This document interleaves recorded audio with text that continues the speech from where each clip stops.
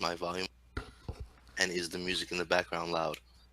I don't hear any of your music, and I don't have my music on anymore, and your voice sounds fine to me. Maybe we'll hear, Perfect. maybe we'll hear from the chat. Okay. But other than that, I think I'm ready. Oh, on the live events on Team Liquid, Yeah, currently says that it's live, but it doesn't have the link to the guy's stream. true, How is true. I should fix that. I'm all over the place today. I usually don't function until like about noon. I'm not Me functional. too. Yeah, so Me too. I've messed up a lot of things already, but it should be That's fixed great. now. Yep. That's great. It's a good start. Oh boy. Okay, let me see if it's up now. Yeah, we got this. Okay, CPL week one. I'm there. Okay, perfect. Awesome. Let me just pop out this chat real quick.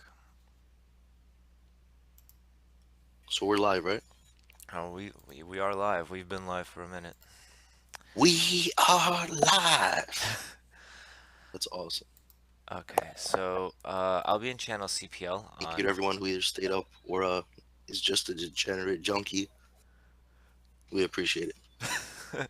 Stayed up or just woke up rather, just like us.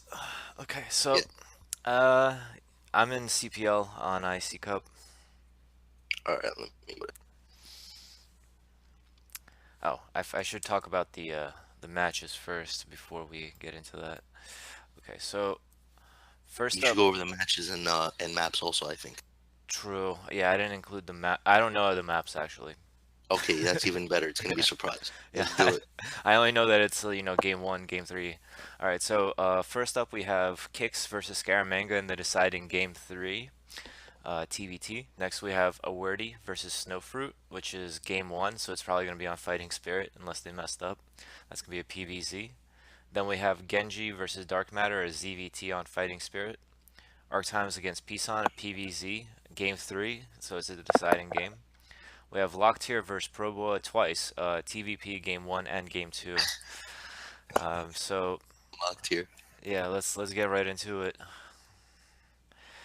I'll host CPL, password CPL.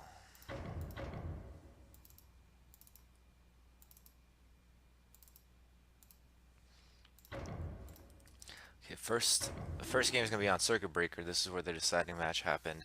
According to Scaramanga, this was the most exciting match of the three, which given TVT, I mean, doesn't necessarily set the bar very high, but uh, would be I love interesting to see. TVT. I think TVT is Brood War's chess match. That's what it is. Yeah, a lot of people do say that. If someone said in the Team Liquid IRC, and I keep quoting this because it's one of my favorite quotes. It's uh, that TVT is like exploding chess, like where the pieces randomly explode in your hand. All right, I hosted the wrong game name and password, so now, I so just realized that I was wondering what I was doing wrong because I am high, so I thought there was a chance that it was my fault. yeah, like So I far, I'm said, 1 for 1. That's good. not entirely functional. So, oh boy. Okay, one sec. Let me. Okay, good. Okay, so TVT. First Damn. matchup, Circuit Breaker, Kicks versus Scaramanga. So because it went to game three, obviously this is the set point. They were already 1-1 going up until this. So let's see what happens. In the bottom right, we have the yellow Terran Kicks. And in the bottom left, we have Terrence Scaramanga. Um, I happen to be on Scaramanga's team, rookie league. I'm on Kix's team for CPL. So this is kind of ironic, actually. Yeah, it seems like there's a lot of overlap between the various leagues, and a lot of different alliances are forming and stuff. Because I was realizing to myself recently that so for example for rookie league, I have Genji on my team. And now and then one of my players has to face Genji this week in CPL. So I'm like, is it unethical for me to share Genji replays with them? Like it. When in war, it's not about what's right, but what's left. All bets True. are off. Very true. So we see that the spam is about equal right now. I mean, yeah, I would say Kix has a slightly, but actually he's dropping down now. The first depot is hurting both of their spam pretty badly, but they're staying pretty even. Both of them going depot first. Kix opting to put it under his command center, which increases the SCV rally point, Yeah, I like but those. I like. But if you look at his rally point by clicking his CC, you'll see that he actually is not taking advantage of it because he's rallying into the depot. Yeah, so when you do this, you Well, want to keep your rally going towards the minerals, like well, somewhere you know, around here. British people are hard-headed, so I'm not I'm, surprised. I'm sorry? British people are usually hard-headed, so I am not surprised at all. And on a side note, do you know that Kix actually is one of the few Terrans that loves TVT? I think that's his favorite match. No, that is definitely true. And I know I don't know what happened in the first two games, but I know he usually likes going Vulture heavy and Wraith heavy. Yeah, he definitely is a fan of the one fac, one port play after the command center usually. So it would be interesting to see what happens here. This map, I wouldn't say it's particularly favorable for air play or drop play, and unlike the maps that he chose for himself in the other league, like the league that he runs, the STPL. He chose a bunch of maps that have, you know, like the high grounds behind the natural where you can drop siege tanks and stuff. This is not one of those maps. This is a very standard map. One thing I want to know is that Scaramanga placed his racks all the way out here to the right. The question is he not know what the layout of the map is, or is he floating? Yes, okay, so he is. Yeah, I think he's doing the floating thing. By the way, I love when Terrans do that. I think every Terran should do this in TV. Absolutely. It gives you a little bit of added scouting. And, sometimes if they don't scout your base properly, they could think in some proxy build. Hmm. So there's some upside, but no downside to it. Also, I want to point out that being someone who apparently gets cheesed quite often, decided to scout the middle of the map first before he went to the top right. Hmm. And especially doing a a greedy build like CC before gas, that was very smart. Absolutely. And one thing I am worried about for Scaramanga, and probably the only downside to lifting your barracks like that, is that if you are getting cheesed, then lifting your barracks might be a fatal move. I mean, the factory isn't even up yet. Many times. What? It's happened many times.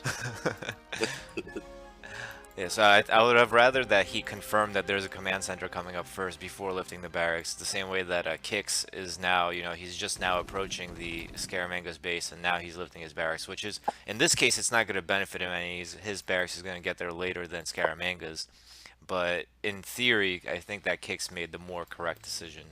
And he's actually going to be able to scout the starport as well. Scaramanga building it right in front of his face. Kind of a ballsy move. I wonder if this is going to be some kind of drop play or is going to be.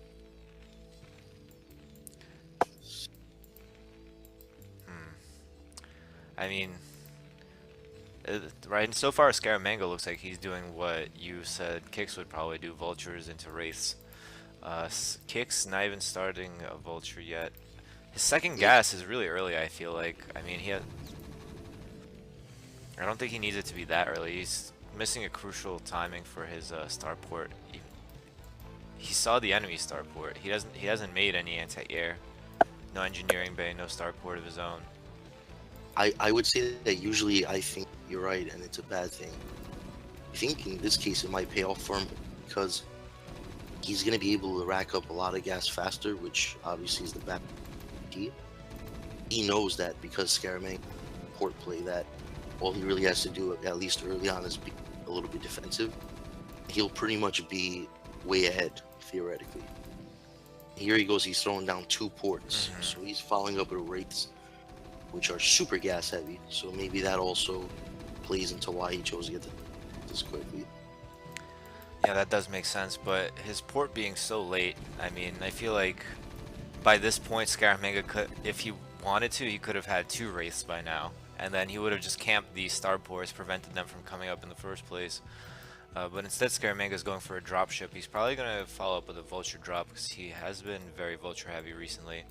Now, interestingly enough, he chose to get speed first. I I think have that to say that I think that's a little bit of a mistake, personally, because if you're gonna run in through the front, speed is very crucial. But if you're gonna do drops, I think it's better to have some mines so that way if his tanks come back, you might get lucky and pick one off. And if you do that, you can put yourself in a good position. I feel like they both have their merits, honestly. Speed does take longer to upgrade, so if he starts mines right away, maybe, yeah, he starts mines right away, so maybe it will kick in as he's in the base, but I feel like they both have their benefits, because he'll be able to cycle between both bases very quickly with speed, like the tanks will not be able to catch up, and he's actually going to run in from both sides. It looks like he's going to send the Marine in first, and then send the Vultures in behind, at the front, and he's going to drop in the back at the same time. Wow. And mines are about halfway done, so I feel like it might pay off in this regard. Like if the reaction time is slow enough from kicks, the vulture runs by, gets caught in the natural, but in the main there's Wow. just a slaughterhouse. I think he's killed about 12 SCVs or so. Yeah, at least. And that was a classic distraction act, something that works very well at the lower ranks. You know, you show one threat, but you're hiding for a bigger threat in the back. And mines did finish, but unfortunately he didn't lay any of them. He didn't have the time to do so. Probably multitasking somewhere else. And we can see the disparity in worker count already. It's 37 to 17, 20 worker deficit for kicks. Yeah, that's not good. And we have a counter attack now with some race. Actually, turrets, are they going to be up in time? One is not. Absolutely not. Aim the turret so that another SCV can finish it. Turret range is so far, so long. I did not expect that one to reach from the gas all the way over there. But now Sorry, can someone start a new Terran OP wine thread? Let's do one about turrets. Yeah. I mean, how the hell do they have a person inside a turret and it doesn't cost supply? You know what I'm saying? And he's like a slave because he looks like he's tied there. True. Never takes a break. He's always spinning. He must be dizzy as fuck. Yeah, right. That's inhumane. It's probably a slave for the Confederacy, like, you know, like one of Jim Raynor's rebel forces or something like that. We have a drop coming in on the natural of kicks, 4 vultures. So he dropped 2. I like that. 2 natural, and 2 are headed towards the main. And if he drops Race them, might catch it. yeah, if he lays the mines, yeah, perfect. I would have liked to see the mines come out right in front of the factory first instead. I think that would have been the better option instead of putting them on the ramp here. So pretty much anything that comes out of here would have to die unless it was cleared up by detection of some sort. Kick's getting his economy stunted once more. He's at 23 SCVs to Scaramanga's 45, so this is definitely an uphill climb for him. And Scaramanga hiding a base at 12 o'clock as well. Actually, he's adding a second start port, so I'm not sure if he's just going to keep ship. No, it's now. Guess he lost, so he has to that. Probably why he chose to second start port and add on any. You're kind of breaking up a little bit. Are you using push to talk or are you using No, it's regular. Okay. Yeah, I think you were fading under the threshold a few times there. Okay. I think I was just so excited for this matchup. That's what happened. Alright, so Kick's using one of his valuable 24 SCVs to make sure that Scaramanga does not take a third base in the most obvious place, but Oh, and we have a cloaked wraith in Kix's main. Insult to injury. He has no protection. There's just one wraith going to town on these SCVs. Oh my goodness. Oh, now that we got the scan up. That's so funny that Kick's got the wraith first by a long shot, but Scaramanga got the scan first, and he killed his 4 more SCVs. That's just so brutal. Oh my god, poor Kicks. Scaramanga, very nice field surround over here. He set up, making sure that number 1, he'll have scouting information when Kicks tries to move out, and number 2, it'll be a tough move out. Some of these tanks might go down. Just 3 of them. No, I think he knows to be scared. He should scan before he moves out. Scaramanga now taking his 4th base over here at the other natural. Definitely looking to cement this macro lead. And Kicks, I mean, he went siege tanks and he went wraiths, but he hasn't really done much of anything with either unit so far, it seems like. the tanks were ineffectual in defending against the vulture harass. The wraiths didn't do any damage of their own, so I feel like now might be the time for him to get some damage done. Kicks is flying around. I don't know if he scanned 12 o'clock, but it looks like he's very close to it. Yeah, I don't That think would so. that could be good for him if he goes right now before the turret. Nah. Fortunately, the paper plane's subconsciously aware of the turrets that kill them. You know, I'm starting to think that maybe the what's it called, the guy inside the turret, he's not even necessary for the operation of the turret. It's just a torture chamber that the Confederacy has, and the turrets actually work automatically. Maybe And he used to be a wraith pilot. They captured him and they forced him to shoot down his buddies as the ultimate psychological and physical torture. that's Spin terrible. around all day and kill your buddies. I also want to point out that Scaramanga went to get a +1. See Kicks having the upgrades. Not that that should be his priority, but Yeah. that'll probably. I think it's at +2 that siege tanks will two-shot other siege tanks when in siege mode. So I think that that is the crucial upgrade there. Oh, we're about to get some Wraith on Wraith action. I'm Mid sorry? left. Wraith on Wraith Oh, action yeah. mid left. Oh, and does Kick still not have a scan? I mean, no, he doesn't have cloak. Not that it would He, probably matter much, but if he had actually been attention to that screen right when the attack happened, I think he had the numbers. But he pretty much ran and lost like 4 of them before he scanned. hmm. So Scaramanga seems to be just keeping the upper hand this the whole way through right now. Kicks, I mean, he stopped making SCVs at 36. I mean, it feels like he's very broke right now. Like, For Scaramanga, what I would have liked to have seen is him set up a little siege contain.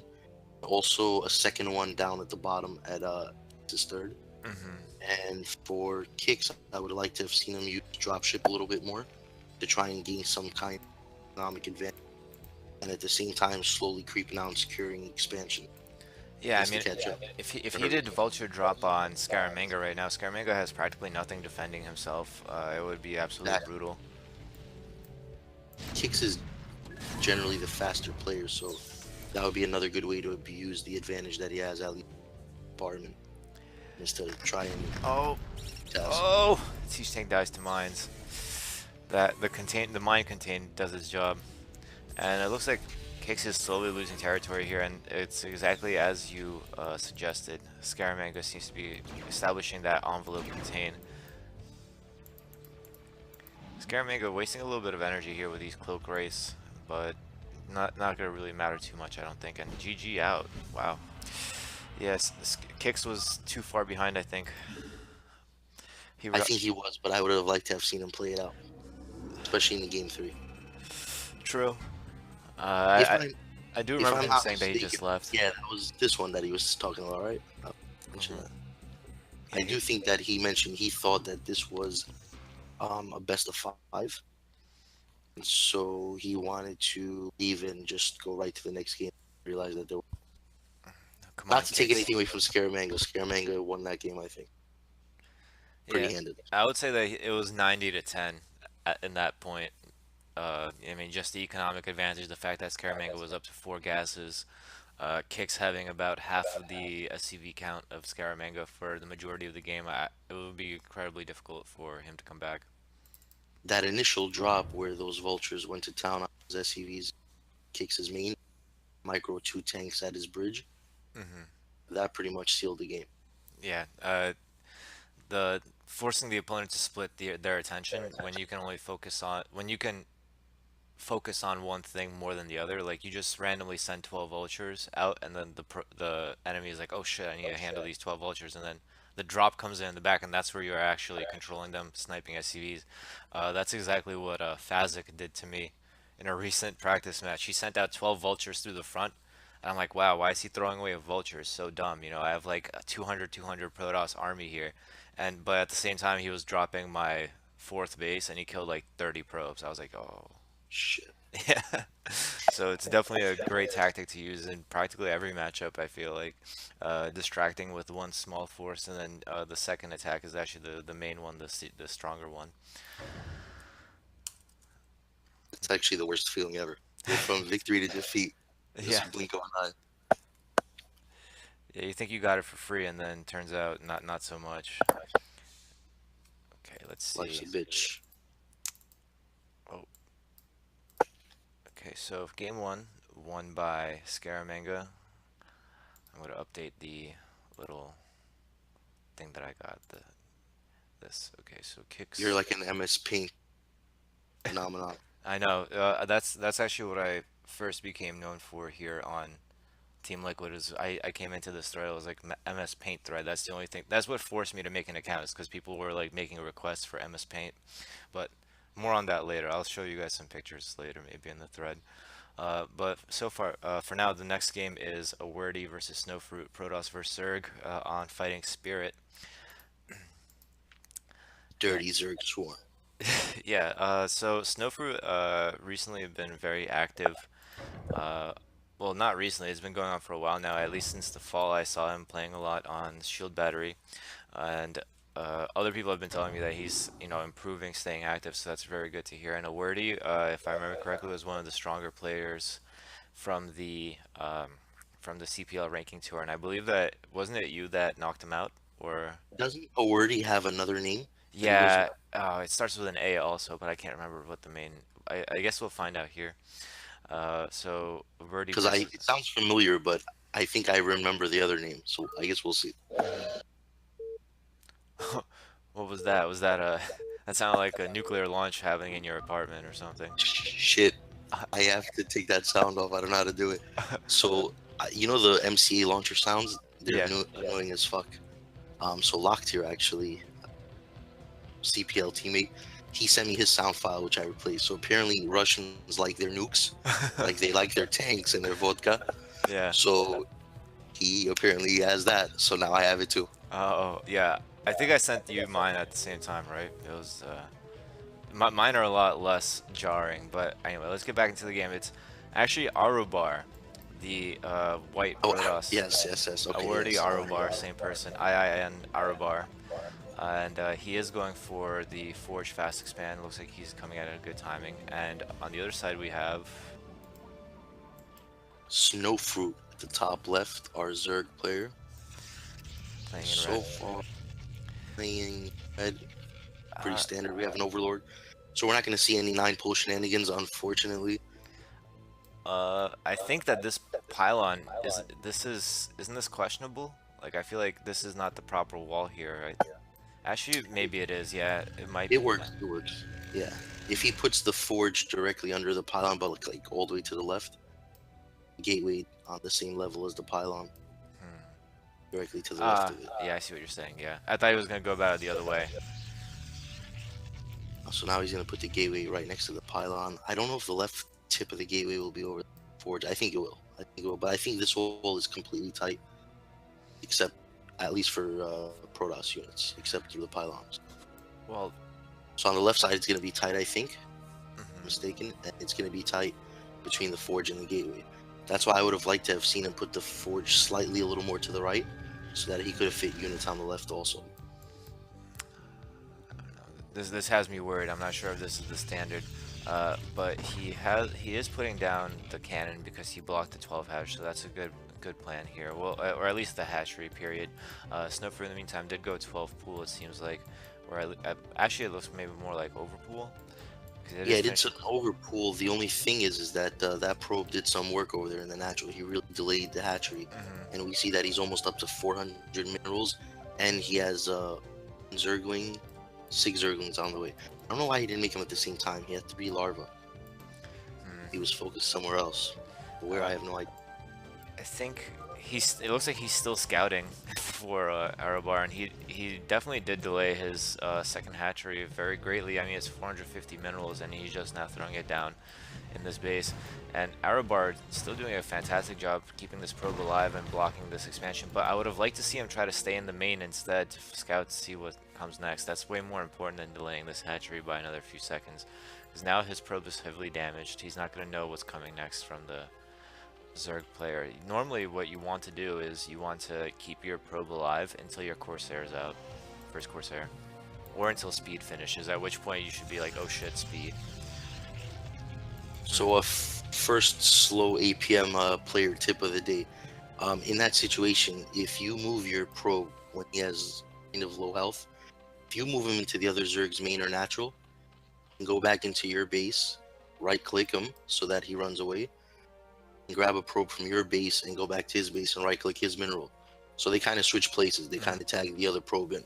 Yep. That way you have healthy probe scouting, and then you can even use the hurt one instead of going back to your base to either go and build a sneaky third or go and scout the other bases on the map. Mm-hmm. Usually the Zerg won't split their units to catch both those probes unless they're Jadong. Yeah, I feel like this wall is close to being the correct wall, but I'm not sure. I think on the right-hand side of the pylons, Zerglings can get through that as well. So it's effectively a two-gap wall. And this kind of wall is a little bit more susceptible to Hydra Bust as well, because you can only fit 4 cannons under the pylon. You know, the one thing that is good about this wall, though, is that he's not going to have to destroy any buildings to get out later on. Yeah, that's true. So I think he kind of chose to make a sacrifice. He said, you know what? I'll waste my time or money doing that later. Just do this shit now. Oh, BW Revival says that pylon is tight on the right side. I actually didn't know that, so thank you, BW Revival. This makes this wall a lot better then. That's actually dope. I didn't know that. I'm gonna wall like that from now on, because my wall kind of sucks on this map. Well, on this position at least. So we do see a layer coming up. We're seeing the 4th hatchery just being thrown down. I'm gonna suspect that the 5th hatchery is gonna go down at the 3rd base, but I feel like because of the fact that he put it down so late, his economy is kind of delayed. His 5th hatch is gonna be delayed as well. Yeah, it definitely threw him off, and also the fact that he made 6 Zerglings, but he wasn't able to really get any kind of damage or anything out of them. I think that also slowed him down. Here we go. He lost a Zergling for. Good scouting though. He has an Overlord in the main. Yeah. The core is finishing up. I think at this point he has to start searching to see if there's any kind of starport or citadel. I'm assuming it's a citadel. Nah, starport always first. Especially since his probe is no longer scouting the Zerg main. You need to go starport first, because if there's some sort of all-in happening, you need to find out first. To go back to what you were saying earlier, I definitely agree that 6 Zerglings was a bit of an overreaction. I think that part of the reason why that happened is because Snowfruit scouted the 2 cannons last. If he knew that there was 2 cannons, he could have, you know, gotten a little bit of an economic, not necessarily advantage, but less of a disadvantage if he just made two Zerglings. But now we see the Zealots coming out. They killed a few of the Zerglings, and Snowfruit, it's time for Snowfruit to defend a little bit. He didn't get a chance to put his 5th hatchery up for some city. He doesn't have a sunken or anything, but the Zerglings should be enough. I also want to point out that the Overlord in Arabar's main survived. I think in general a good practice is always to make a Dragoon your 1st or 2nd Zealot, and then to kill that Overlord. To kill that for free really sets the Zerg back a lot, especially when you're doing these aggressive Zealot shenanigans. Because he's not going to be able to make Zerglings, and he's going to have to waste money on Overlord, so he can't. That was definitely popular back in the older days, like around like the Bisu era, like where you would make well, 2007, you would make 2 Zealots, 1 Dragoon. Down. Nice Hydralisk den snipe here. That's a very crucial tech building for him there. I feel like he needed the sunken there, and also if he had Zergling speed, that would have helped as well. Normally you get Zergling speed right after you start your layer,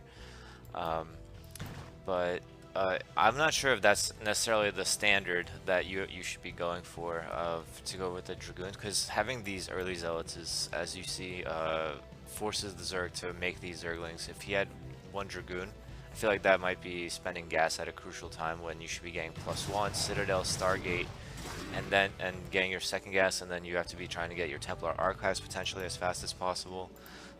We can see here that he doesn't have Templar Archives yet himself.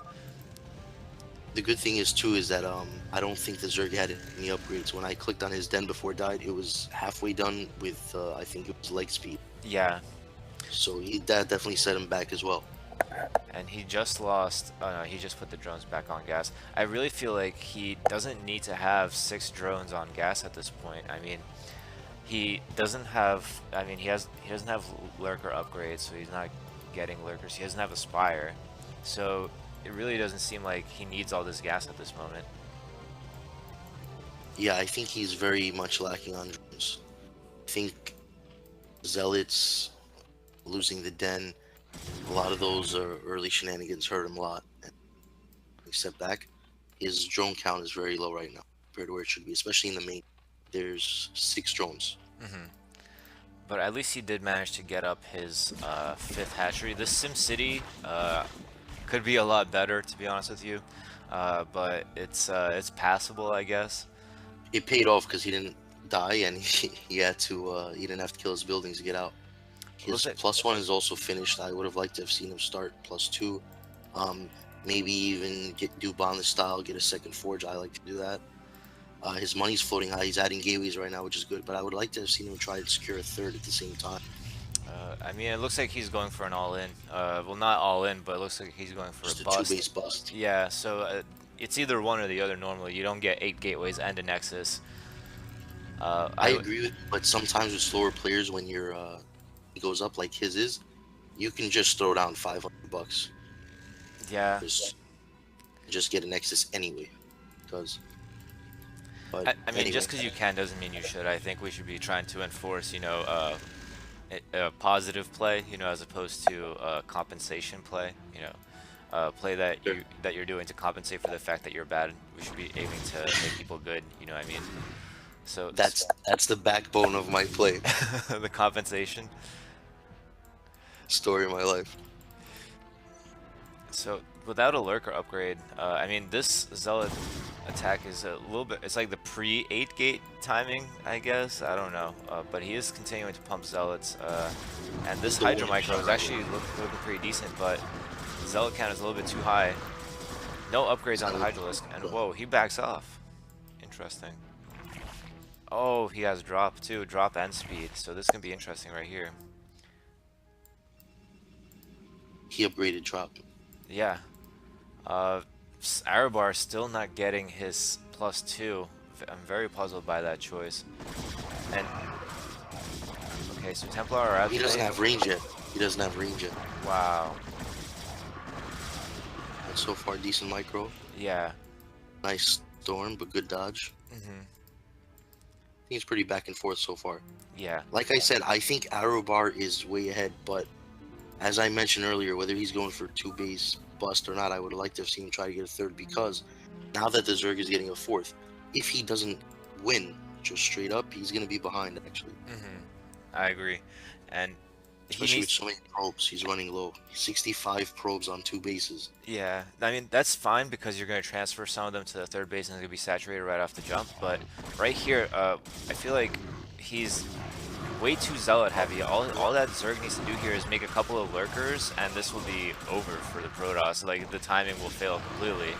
And he did snipe 3 of the Templar, it looks like. And he sniped 3 of the Templar, and he stormed his own army twice.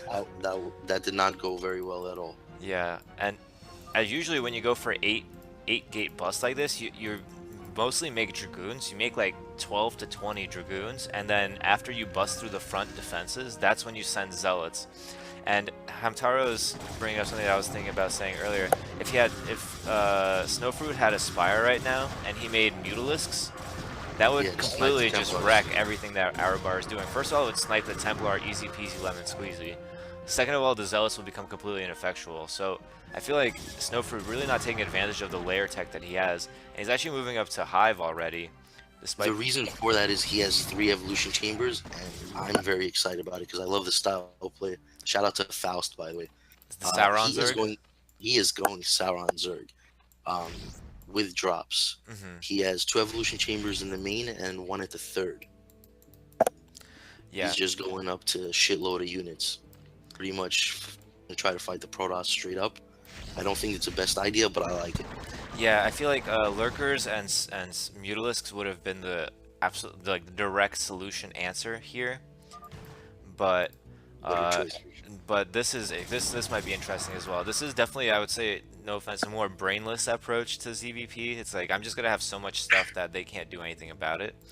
But for that to work, I feel like he needs to retain this 4th base, and we see Arabar actually taking a 4th base hidden in the mid-right. And I mean, just look at this. He hasn't been able to retain a high enough Hydralisk count through all of these engages. So as a result, he's actually getting hurt a lot. And I mean, we see some overlords with Hydralisks in them and stuff too. If he had lurkers here, this would just completely nullify exactly what Arabar is doing. His lurker upgrade is about 80 to 90% complete at the moment. Well, He's just trying to buy time for that. It's a little bit too late. hmm Luckily for him, Arabar is not really committing with this army. He just had a Corsair scout the top right. I don't know why he's not killing it. I Or think, the main, pretty much. He could just run over any base. I think he needs to run over something, though. He doesn't want to wait till a lurker contain gets set up with Sunkens, where he's going to have to throw his whole army at it. yeah, I have a suspicion that the reason why he's not trying to engage anywhere is because he thinks that lurkers are already out, which is, you know, you might as well go in and check. I mean, that's what he's doing now. But he doesn't have obs. He has a robotics. Oh boy, this is going to be tough. And here's the Dragoons that I was talking about. This is exactly the kind of bust that you would want to see. It's definitely a lot, very late. Oh, let's see this burrow. Oh my god. They're Let's so see a densely storm, packed. Ooh, not. Oh eh, wow. pretty good, That one hit 0 lurkers. And wow, he holds this. That's crazy. And by the way, this is exactly what I was talking about. Needed to run over something when he had the advantage. If you're not going to run over something when you have the advantage, the Zerg is just going to pounce right on you. And Yep. even if you don't, then he should have at least contained him and taken another expansion and added a shitload of gateways. But he kind of did neither.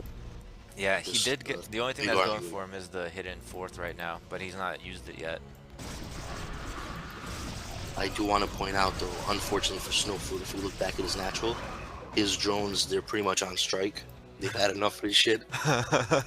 This is the second time they've had to see zealots. They're calling their union rep as we speak. So in response to that, he's just decided to take 5th base at the top right. Yeah. One thing I would also like to know is like this half contain right here. This 4 lurker half contain that's going on. Like he can still get probes out and stuff too. He's pretty much in this position just waiting for the observer to come out. He doesn't really have a position here. I don't think he set his rallies to this position. Yeah, I see Zerglings and Hydralisk out here. Does he have, okay, he's just now getting Zergling speed at hive too. See, this is why you get Zergling speed before your layer finishes.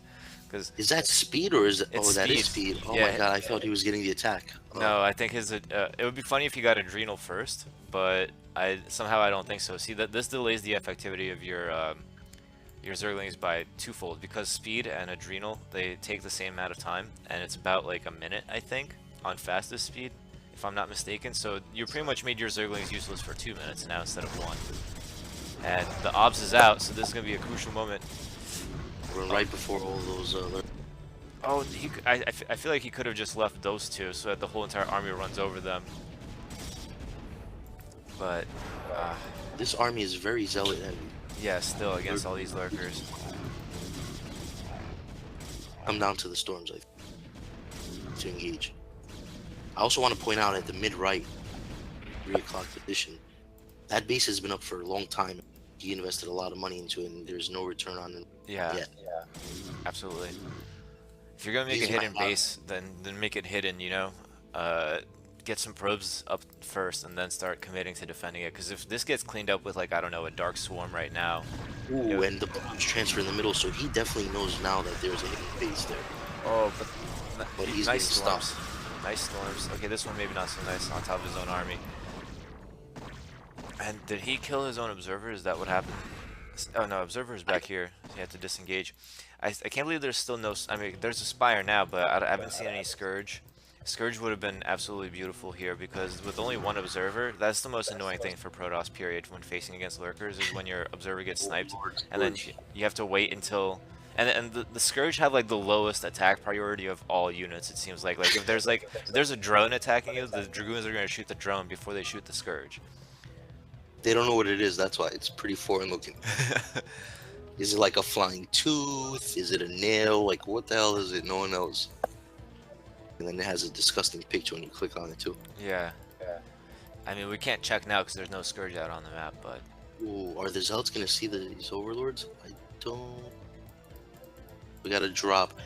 And someone pointed out earlier in chat, he's had drop, the Zerg, the entire game. which is a pretty big investment to get, speed and drop.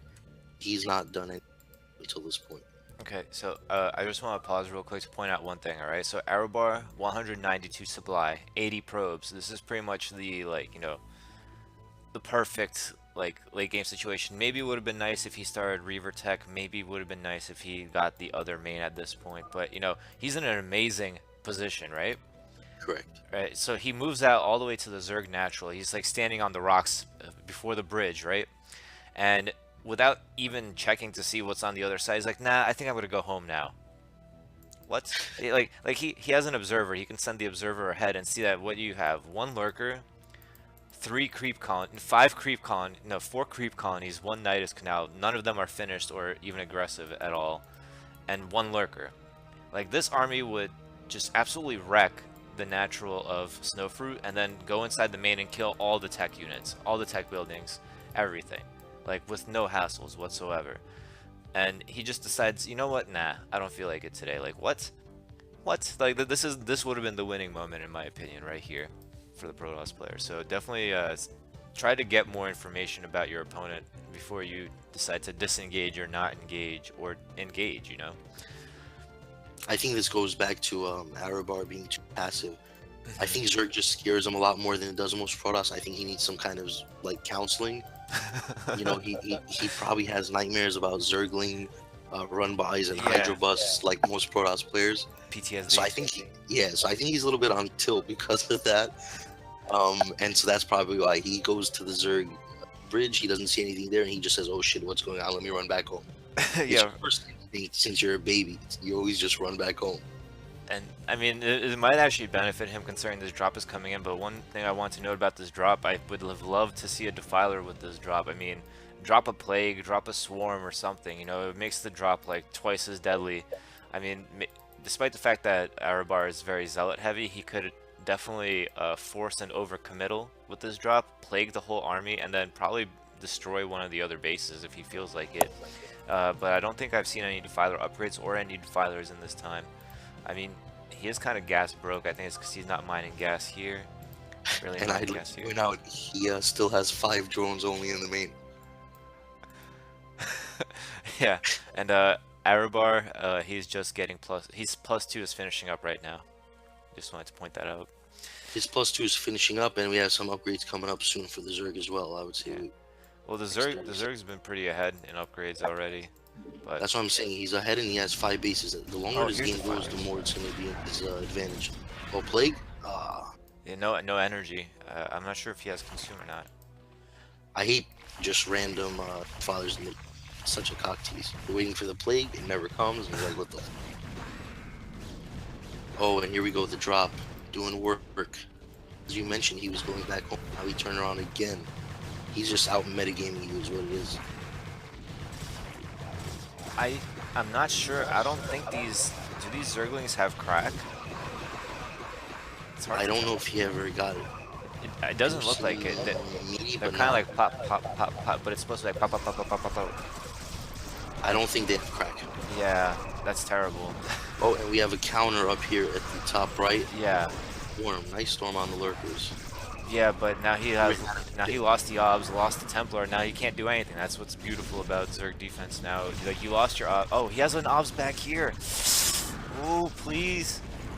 Oh, but no, he's more focused on defending his main right now. He's losing. Let's see a damn Plague.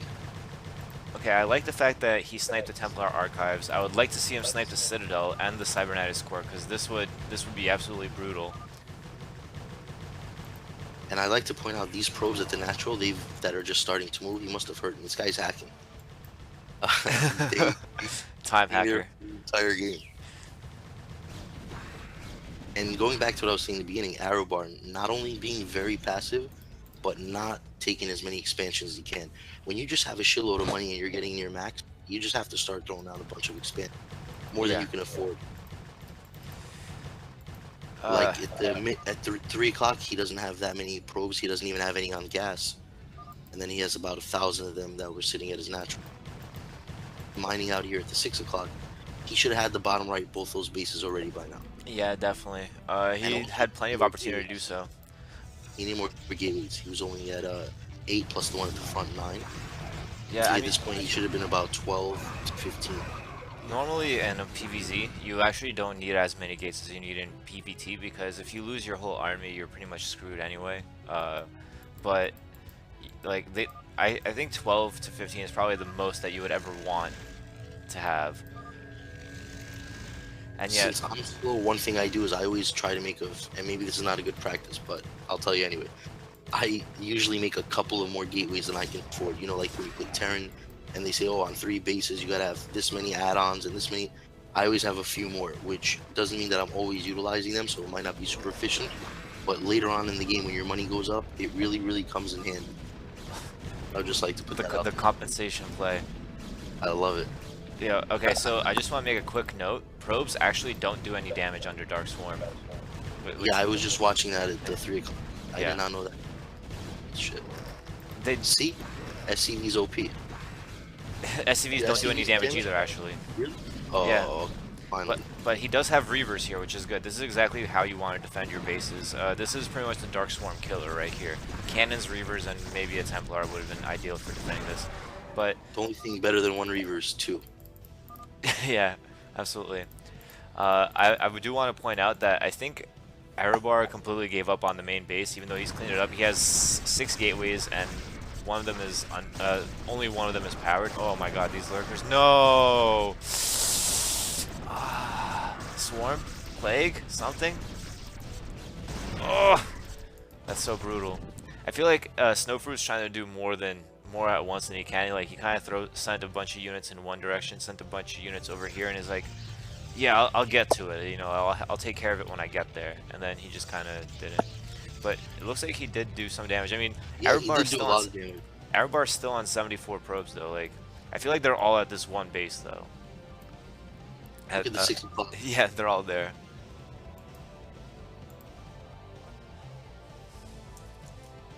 Now he's adding some gateways. But I think at this point it's too little too late. I think at this point, like I said, he was being too passive. He didn't really hurt the Zerg. He let the Zerg slowly get back in it. The way Zergs do with their little dirty tactics. They take 4 units and they just destroy an entire base. And then, you know, he has good upgrades. 3-2, 3-1. Where are the cows? There should be cows coming soon. I mean, I feel like Snowfruit's kind of broke. Well, not broke, but he doesn't have a lot of money actually, I considering think he's everything. macroing pretty well at this point. At the top right, he has 5 hatcheries. Yeah, definitely. Obviously, he only has, you know, 4 or 5 drones in each base.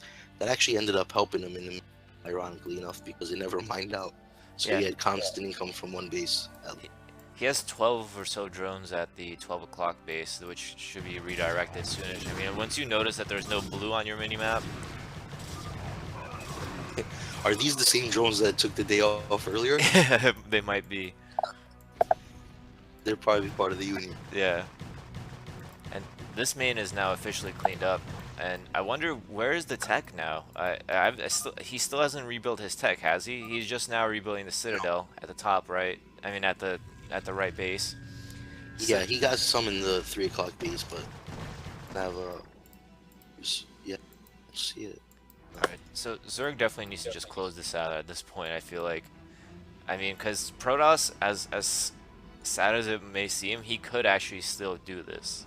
Because he has... I don't know why he's not making zealots. I know he doesn't have buildings, but make some zealots or dragoons until the archivist comes up. He's had those 4 gateways at the bottom right for time. He has a lot of money and he has PSI, but he just has nothing.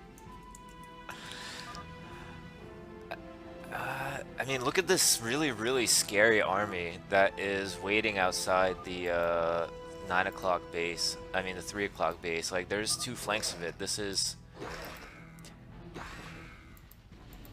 Well, he has a little container over here. Oh, pretty much the 3 o'clock base is about to get boned. Yeah, I mean, if everything goes according to plan, I think so. Divert... But... He's out there. This is the equivalent of a Brood War gangbang. Oh my God! But this pylon wall is actually making it incredibly difficult for the lurkers to come up. No swarm as of yet. Oh my God! Is this pylon wall gonna do the trick here? Oh my God! These because the lurkers. Yes, nice plague. Nice plague. Okay. This Reaver is at 1 HP, 1 shield right now. It needs to die. Oh my god. Oh my god. Don't tell me that this base is gonna survive with this paltry It's defense just here. not burrowing his lurkers. They're bugging out on each other. Look at that.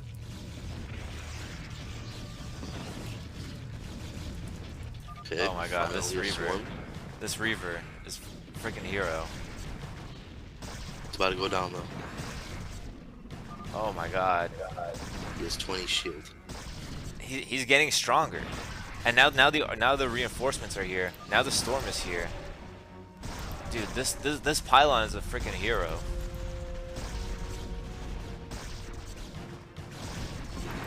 Oh my god. No, this Reaver with the 33 kills is a freaking hero. Oh my god, I mean, the Sauron Zerg, like, I understand that the theory is that you're not supposed to micro very much, but at least a little bit. No, that was just a mistake on his part. It was because the lurkers, the first one at the top of the ramp, kept spazzing out because he didn't borrow it, and everything else behind it got confused and didn't know where they were going. But I think at this point he didn't clean up the second wave, and that's the good thing about this Sauron. There's just always shit coming, so you could slowly whittle down the Protoss. Yeah, but He rebuilt about 10 gateways now. yeah, He does Protoss on not have his units 7,000 rally. minerals. Yeah, He's gonna make an enormous army soon, I feel like, or he needed to have made an enormous army already by now. he supply blocked is the Yeah. Uh, I mean, if you look at the amount of mining bases, we still have the 12 drones up here, even more than 12, like 15 drones up here idling. and We have 5 drones in the main. We have about 12 idle drones on strike in the natural. So, and we have 4, 5, 4, 4. Okay, he's only mining minerals with 12 drones right now, Snowfruit is, and he has about 20 idle. Now he's sending more. So, I feel like if he did a drop on the main right now, that'd be straight up GG. Like that would just, I mean, maybe not anymore considering the fact that there's actually an army here now, but if he had done a drop earlier, it would have been much easier than busting through the front here. I would have liked to have seen him start to rally his gateways, and a double robo, interestingly. If he's going to try some kind of Reaver plus army push, might not be a bad idea. See Guardians? You better see some fuck.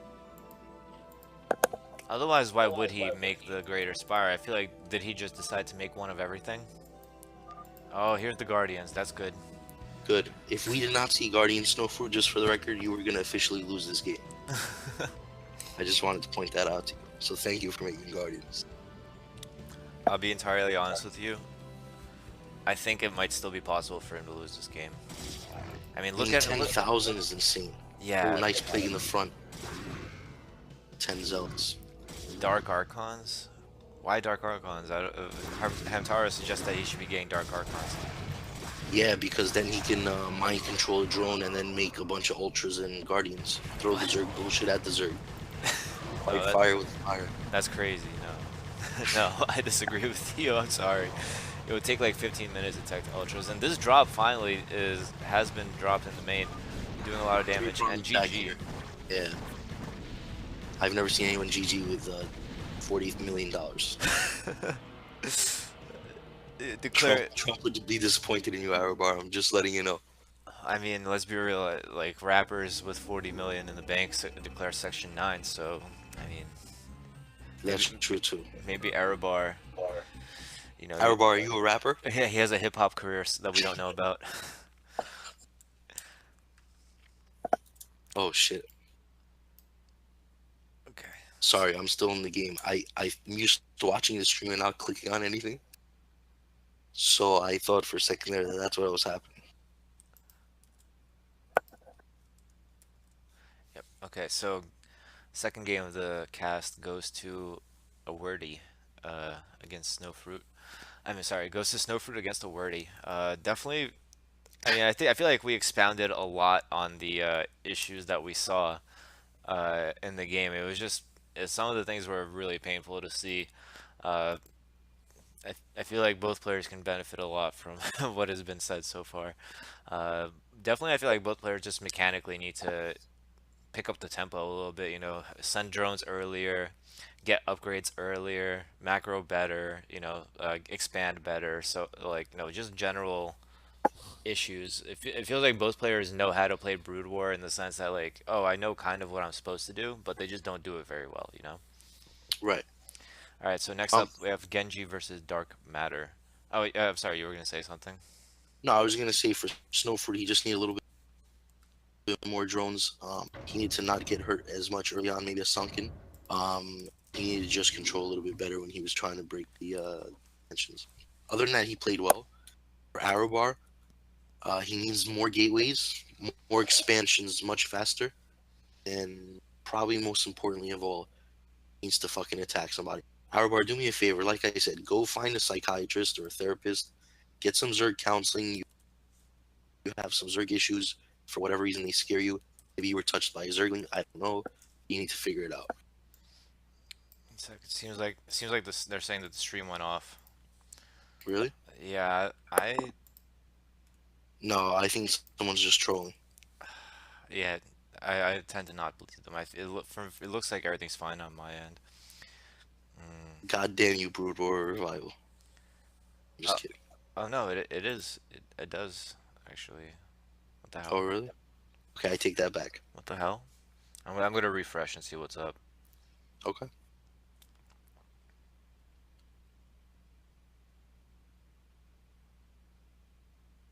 Yeah, what's going on? No, Idea. everything's fine. Yeah. Mic check. Mic check. Can you hear me now? Yeah, I hear you, but oh, you were talking about that. No, I just checked my own stream and everything's fine. Scaramang is saying mic muted. Whose mic is muted, No, Scaramang? he's Kappa. He's trolling. Oh, Thanks, guys. jerk. Right? Okay. Yeah, it's not like we don't have a match to do in an hour, more or less. Okay, so worst case scenario, if we don't get through all these games, I'm probably just gonna reconvene with you at some point, either during the week or next weekend, and we'll finish out the games because we do have a rookie league in an hour or so. Okay. Okay. It'll be like a Yes. week one, part two type thing. Okay. Okay. The troll is real. The Yeah. troll is real. Yo, That's why I'm I t just yeah, nuke 'em. Oh boy. All right. In the top right, we have Genji, the yellow Zerg. top left. We have the blue pieces. Dark Matter. Terran Warrior. You're on X2, by the way. X4. I know. I'm trying to get through the early game a little bit Oh, quicker. Cause I I don't just feel. want to point out Genji. I don't know much about him. I think I played him once. He seemed like a decent player. Dark Matter though was on my rookie team, Hmm. so I've seen a lot of his games. He's actually a very underrated player. I like the way that he plays. He just plays like somebody who he kind of plays the right way. He just needs to do it a little bit better, and then he'd be a great player. Genji, I would have to say, is kind of similar. I mean, he's on my rookie league team. I could say a lot of the same things. I feel like he just doesn't look at the right place at the right time, and this is mostly coming from my team play with him. Like, I'm like, hey, don't lose your Zerglings, and he loses like all 12 of his Zerglings, and then he's like, oh, oops. Like, what could have you? He's probably doing something other than what he should be doing at that time. So I feel like there's like an attention control issue. But in general, he plays very quickly. You know, a high APM player with a decent macro, decent micro, when he's paying attention. So it will be interesting to see this game play out. By the way, I want to point out I absolutely love what Genji's doing right here. I love this greedy ZVT 12 hatch. where you go 12 hatch and then you get the 13th. He didn't do it. Oh yeah, he did. No, Yeah, he did. 12 hatch, Never 12 mind. pool, or you mean 3 hatch? You were No. suggesting. I meant if you go 12 hatch versus most Terrans, unless they do some kind of Arax bullshit, Yeah. I think you can afford to get an extra drone. One extra drone before you make the spawning. Oh yeah, you can get 2. You can get you can do 13 pool instead of 12 pool. Well, normally it would be 12 hatch, 11 pool. Well, that was the quote unquote standard, but 12 hatch, 13 pool is very viable, especially with the amount of Terrans that go Rax FE now, because Rax FE is practically standard in the matchup. I feel like it's definitely viable. And Genji does a good job scouting, sees that the Rax is up, sees that there's no gas, I believe, and now he's gonna suspect that it's gonna be Rax FE. Knows that it's not no 2 Rax Academy or anything like that. I'd also like to point out from the Terran side, there's two ways that I've seen that you can go about this. If you just stay on one supply depot, you can't really make that many Marines. You get a much quicker command center. Mm-hmm. Of course, the safer option is get the second depot, which is what he did. Mm-hmm. But that'll also make him safer and have more Marines, but also delayed his command center just a little bit. Yeah, Not wrong, but could come back to you, good or bad. I think if it does look like he scouted the Zerg last based on just the scouting patterns. I didn't notice if he scouted him last or first. If he did scout him first and saw 12 hatch, then he absolutely should have gone for the command center after one depot. I think it's like 15 CC you can do right after the depot there. And he's actually making a third depot already because he's keeping up the Marine production. So it looks like he is going to be moving into a very standard Terran play here. Got the gas up pretty quickly, so I'm gonna suspect that it's gonna be 5 racks plus 1 just based on this. Although, yeah, see, he canceled the bunker because he knows he's safe. And 3 idle SCVs though, a little bit too much here for my liking. I guess they're about to go to has to control them and not let. Yep, here's the engineering bay.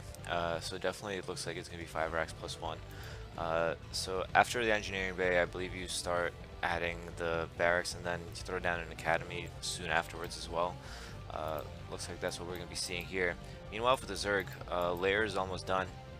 I'm not sure if he's going to hit the spire timing the way he should, but and he does throw down a colony.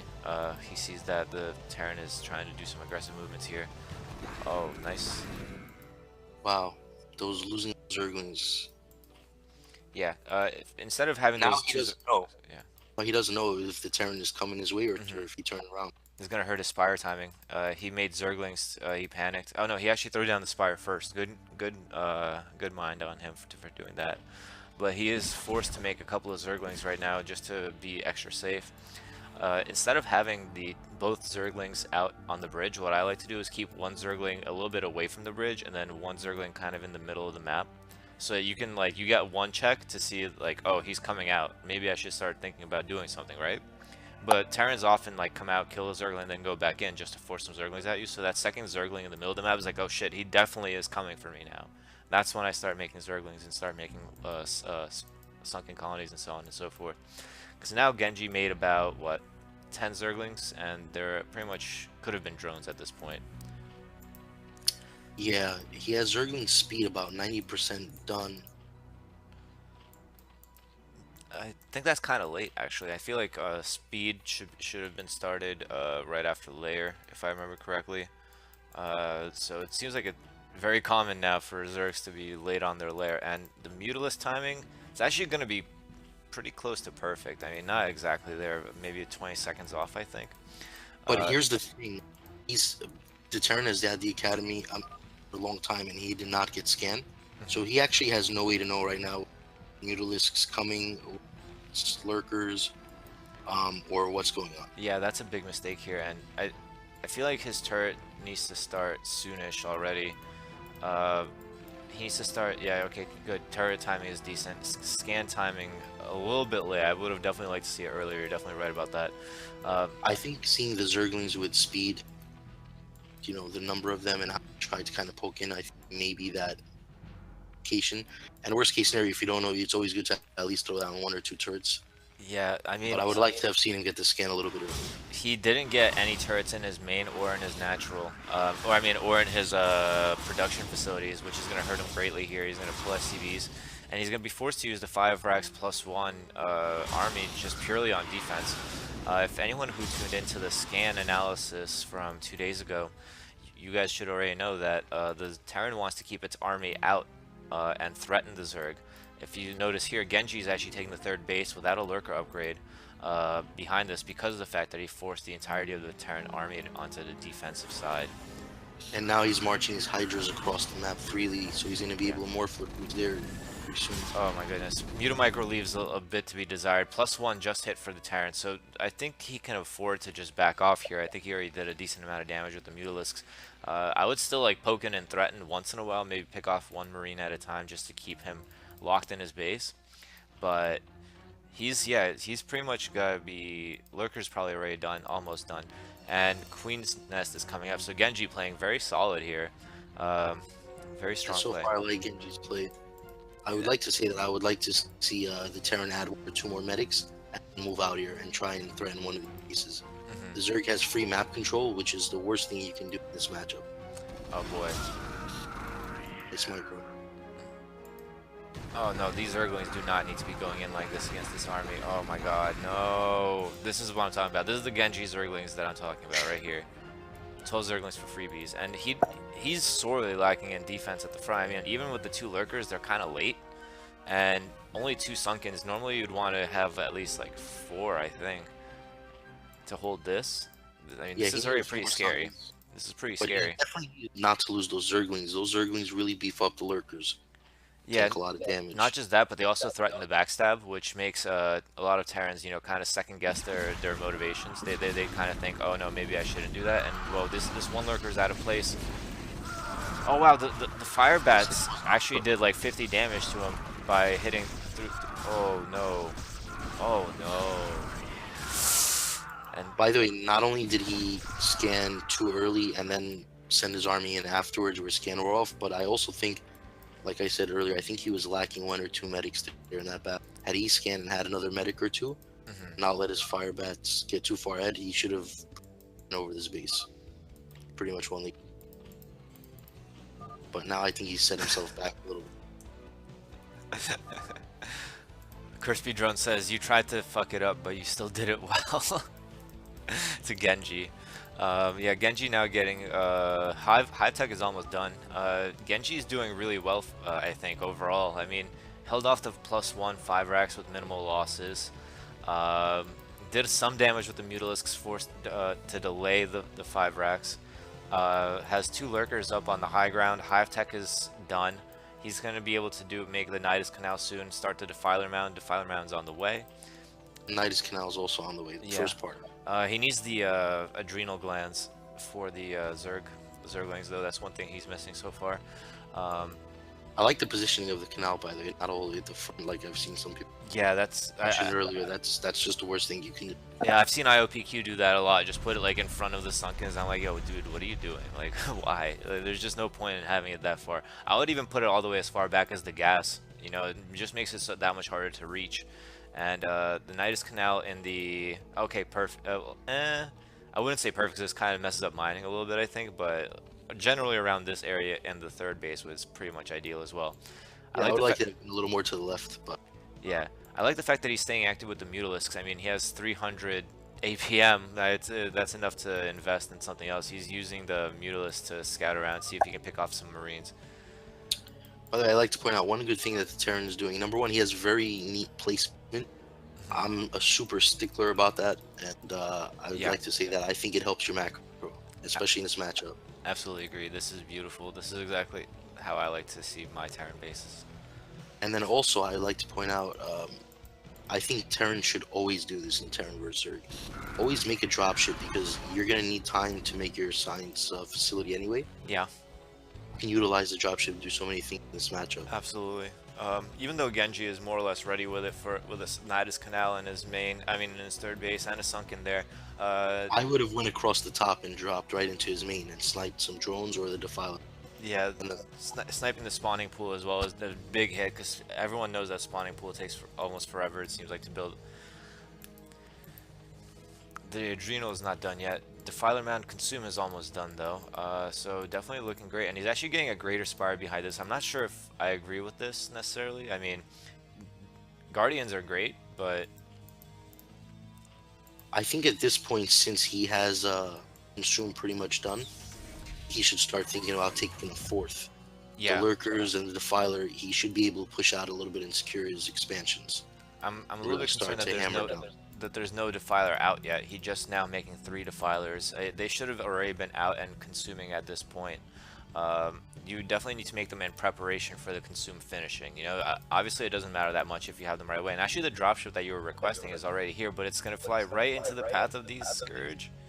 Oh my God, Oh, does he know?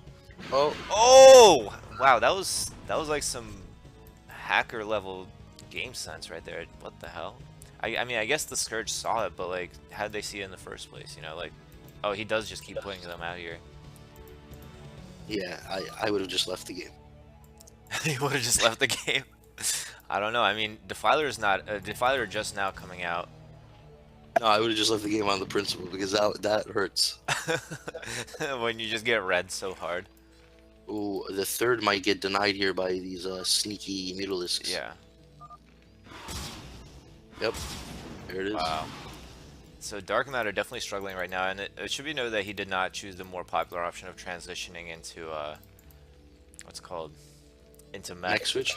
Yeah. I happen to love that actually. I love adding a second starport, getting some mines for the vultures, and going kind of bio heavy. The one thing I don't like that he did, he never continued upgrading the engineering bay, and he never got a second one. Mhm. At this point, he should have been 2-2. Yeah, and two upgrades are crucial in this matchup. And one other thing that I don't like that he's doing is that he doesn't have a vessel.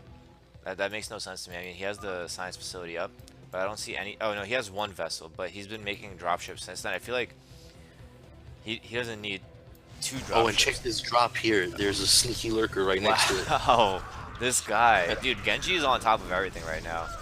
Who is this Zerg? 328 PM, 15 minutes into the game. Yeah, almost perfect, like 10 seconds off perfect muta timing. Sniping dropships, denying third bases. Who is this guy? Wow, consuming larva. That I like that. That was Dude, cute. that's. Oh, I'm not sure about that. I'm not sure about that swarm placement there. That was a little bit questionable, but it Why did. is yeah? Get the dropship. There it is. Oh. But not with 4 of them. Oh, come on, please just fly past it and then hit it. Oh, got him. Okay, and now he did get the fourth base. He denied another base over here. He's probably gonna deny. Oh, Crispy Drone saying he needs to add hatcheries. He has some. I think he's just not macroing as well as he should be for 300 APM. Yeah, he needs to add about 4 to 6 more hatcheries for sure. Okay, that might be a little bit OD. I wouldn't say 4 to 6. Because he has 2K, and he also needs to be taking the 3 o'clock base right now also, or the 6 o'clock base. Oh. Yeah, I'm really liking Genji's play here. Genji's a fucking G. I would have liked to have seen him bring a queen to the bottom left and Queen? yeah, and take that. Oh, he has a. I thought you were saying he has a queen. I was like, what? I wish he did. Yeah, no, this is how. I mean, Jaedong said that. Well, not said. Remember the game against Light where he pretty much just infested 2 of Light's command centers back to back?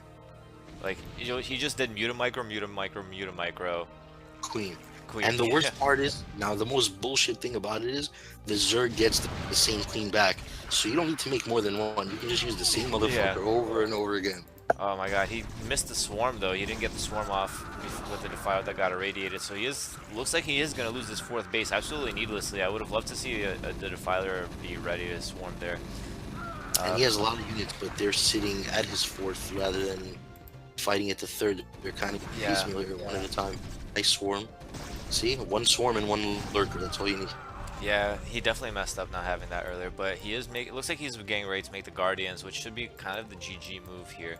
I mean, he is racking up a ton of minerals as well. I mean, at this point, you might as well go Ultras, I guess, but in general, just the macro needs to be better too. And I would have liked to see him just go Guardians at this point. Like, there's nothing that the Terran has that straight up beats Guardians. He has no Wraith. He has, like, 1 Vessel. Now he's adding a few more.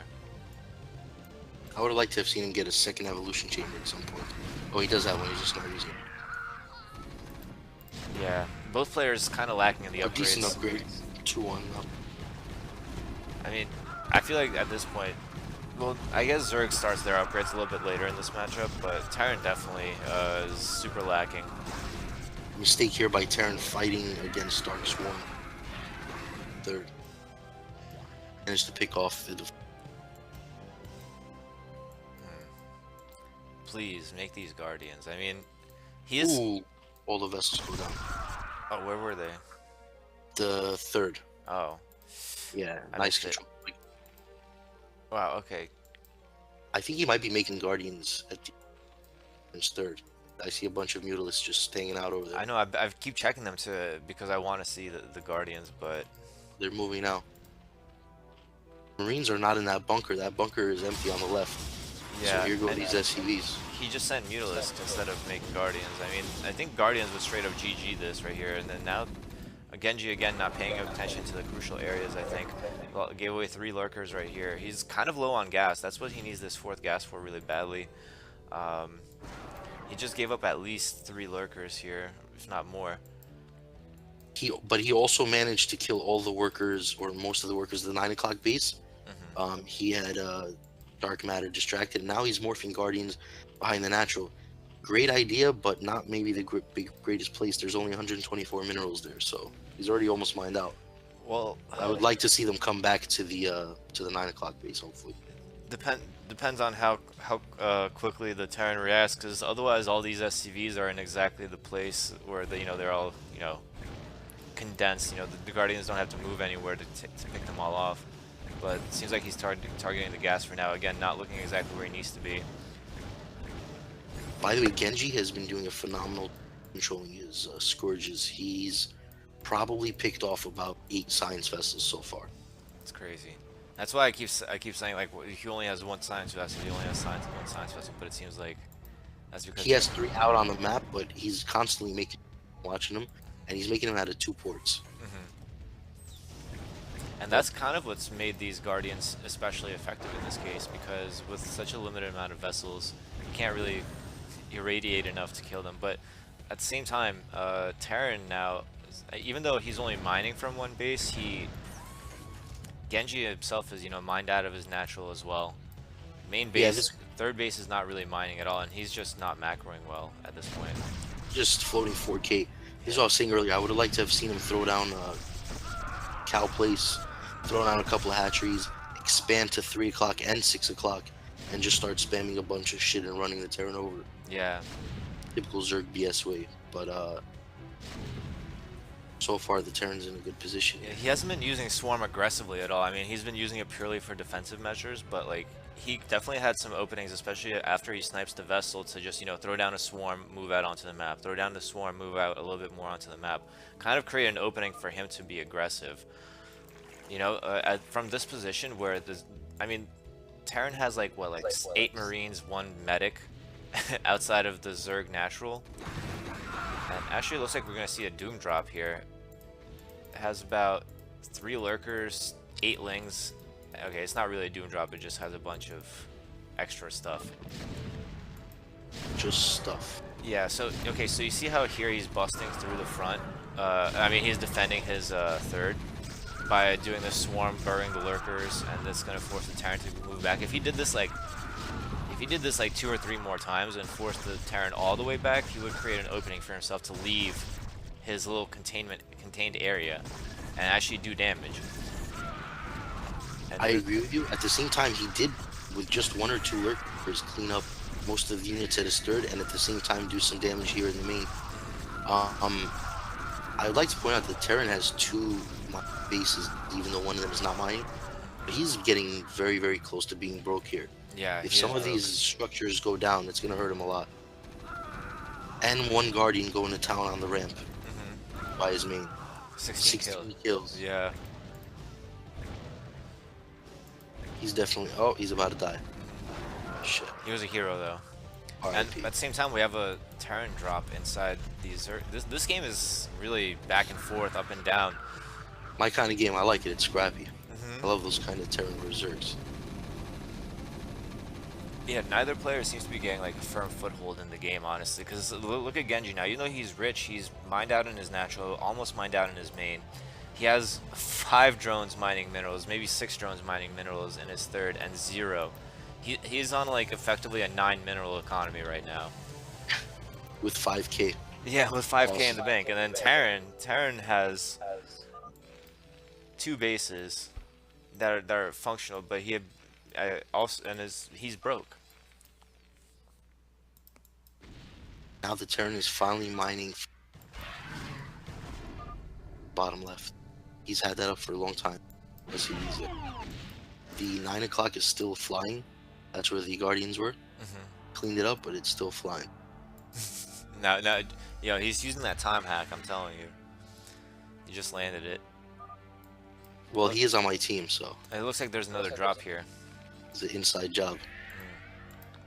Oh wow, vessel. There's a big cloud of vessels now that just came in. They're gonna take out all these. Oh, whoa! He dropped 2 drones first to draw fire from the siege tanks. That's fucking amazing. Wow, that's actually crazy. That was a pin play. Yeah. The one fire bat. Oh, nice round. And he still has a defiler in there as well. He flew over the natural at the bottom left, and he saw that there really wasn't anything there. I would like to have seen him at the very least drop a couple of units. Yo, that was dope. Yeah, I mean, if he dropped like 2 Zerglings in there, it would be enough to do a lot of damage. But Terran's macro is surprisingly staying on, like, kind of on point. As I say this, he's floating minerals. But I was just looking at the size of his Marine medic force. It's kind of surprising that he still has all this much, despite, you know, being broke just a few minutes ago. Zerg, I really wish that Zerg. I mean, first of all, he has about 20 drones. Look at the Terran army. Look at the Terran army. Oh my god. There was one of his science vessels was irradiated still. Yeah. And he grouped all the army together in one place, so it destroyed like 10 Marines. I saw the blood that was left over. Yeah. Oh god. And now Genji's finally trying to do that Zergling run by, but I feel like it's too late. And now the Terran has just mass fire bats, which is like the Zergling's worst nightmare. As Idris said against Oxzerg, is like fire bats are Oxzerg's natural predator. Oh my god, these irradiates. I mean, yo, props to Dark Matter for bringing this back. I mean, Genji, honestly, I feel like Genji almost threw at this point. Genji's had this, for example, this third base here up and running. He finally has Ultra. Look at the mineral patches. He's never mined a single mineral patch from the third base. He's had it up and running since the beginning of the game.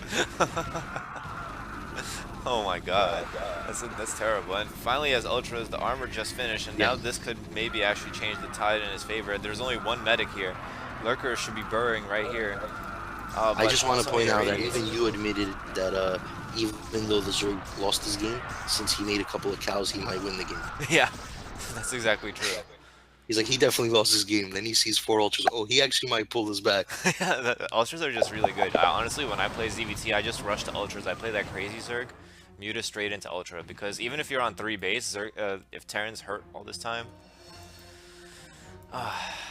We're about to get a fire bat drop. I don't know what the hell the bat drop's going to do against a bunch of shit. Uh-oh, Scourge? Oh. Nice! Dude, he did that on purpose. I saw that one. They kind of went to the left by first and then went to the right. And he burrowed right away. That was... Oh my god. Oh no, the mines though. Oh, the mines hitting the lurkers. No! Oh! Damn. That's 2 up, and here come the vessels. Wow, these ultras melted now because they were all radiated before. I really think he would have been better off if he had waited before sending them, because they were all hurt.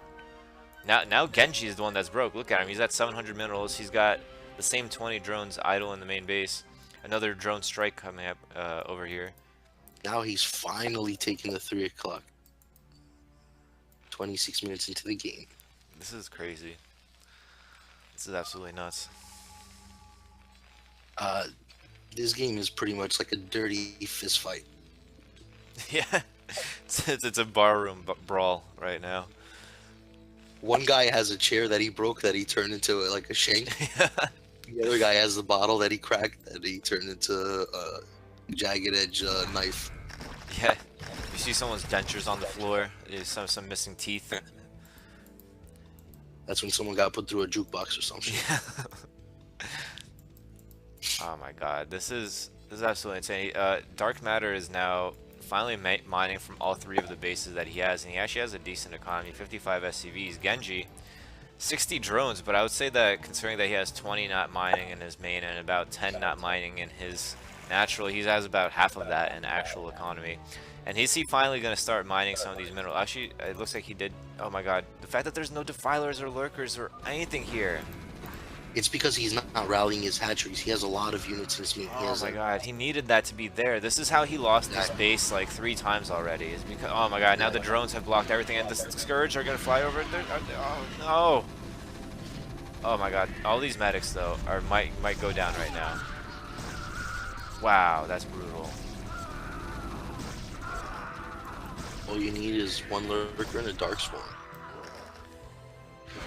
Oh, eating the Scourge too. I mean, not the most cost-effective way, but definitely gonna save this hatchery, which is at 84 health. Oh my goodness. I think he needs to invest in upgrading it. Because if he loses the hatchery, he's gonna lose the game anyway. I don't know. I think it's gonna be if he loses this hatchery over here, that's gonna be the more brutal one, the one that's at 3 o'clock right here. The Defiler is kind of out. Ate some drones. Oh my god, he only has a no one can do damage here. I feel like neither player. Kill me.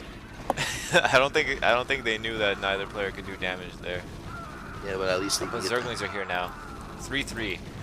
And finally the Terran got up to 2-3, but I mean it's kind of here late. come the drones. Oh, frick. Wow, 0 survivors. Damn. It's okay. He still has 6 idle there. And 3 idle here. So he has 9 idle drones. And he has another like 8 here. So he's actually fine on drones. He's still at 50 drones. He hasn't actually lost any drones, at least not ones that were doing anything. I'd like to see Terran transfer to SCVs that he has in his main, which are. I would like to see about 20 Scourge. That would be great. Because look at the way these vessels are positioned right here. It's kind of pretty much begging for it. And actually, half of them are plagued too, so you'd only need like 10 Scourge, really. Or a Mutalisk or 2. Yeah. Why not both, you know? Somehow the hatchery 3 o'clock survived. The Marines, I think, started aiming the hatchery at the end, and he wasn't paying attention and didn't realize Zerglings were. Oh my god, but here comes another wave of attack from Dark Matter. I'd like to see an eraser. Let's get an eraser going. Oh my god, I mean, there's absolutely nothing preventing it. Then again, there we go. There we go. Dirty. Wow, GG. Wow, dude. See, I told you it was dirty. Once the eraser comes out, that's it. I can't believe this game, dude. that was too much. I'm not gonna lie, that was epic. By the way, good job, Dark Matter. Shout out to Dark Matter. Yeah, shout out to Genji, dude. Genji's like the first 10 to 15 minutes of play from Genji were absolutely perfect, and then I think after that he just kind of dropped the ball so hard. Like he dropped the bowling ball on his toes that hard. You know what I mean? I think all Genji needs to do is keep taking expansions and making drones and hatcheries. Yeah, and he needs to be more on the map. He needs to reclaim some of the map presence that he had earlier in the game. I mean, as soon as he let himself be contained both in the natural and in his third base, he just was like, it seemed like he was content with it. You know what I mean? He's like, yeah, it's cool. We'll just let the Terran army sit outside my bases this whole time. Like once Terran can do that, at least get a drop or something. Try to split the Terran attention. Yeah, I mean, he did do a drop, but it was like a really like eensy meensy tiny drop, and he did 2 tiny ones. Like he just never had enough units, I feel like. Damn, that was a heartbreaker to watch, honestly. Okay, so next match we have Arctime versus Pisan. Let's see. And Peace. it looks like left side of the bracket is not doing too well. So Arctimes versus Pisan. So this is game 3. So I don't know what map this is on. This is the deciding game, so that means it went 1-1 before that. It's going to be on Circuit Breaker as well. It seems to be a very popular choice here for players. CPL, password CPL. Yo, why is there like a... Oh my god, there's like a motorcycle road show outside my house. Is there? Yeah, it's absolutely terrible. There's just like a whole patrol of them. When you click start, I'm going to nuke all of them, so don't worry. They're just like just all up in my head. Oh my god. Okay. So game 3, and yeah. it's a PvP, right? PVZ.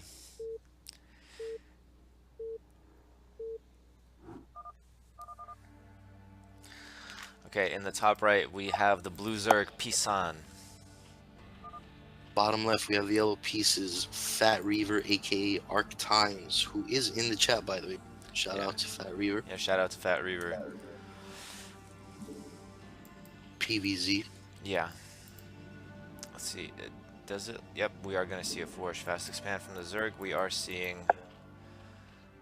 I like the pylon placement so far, and I'd like to say that I've both played against and I've seen Fat Reaver play a few times.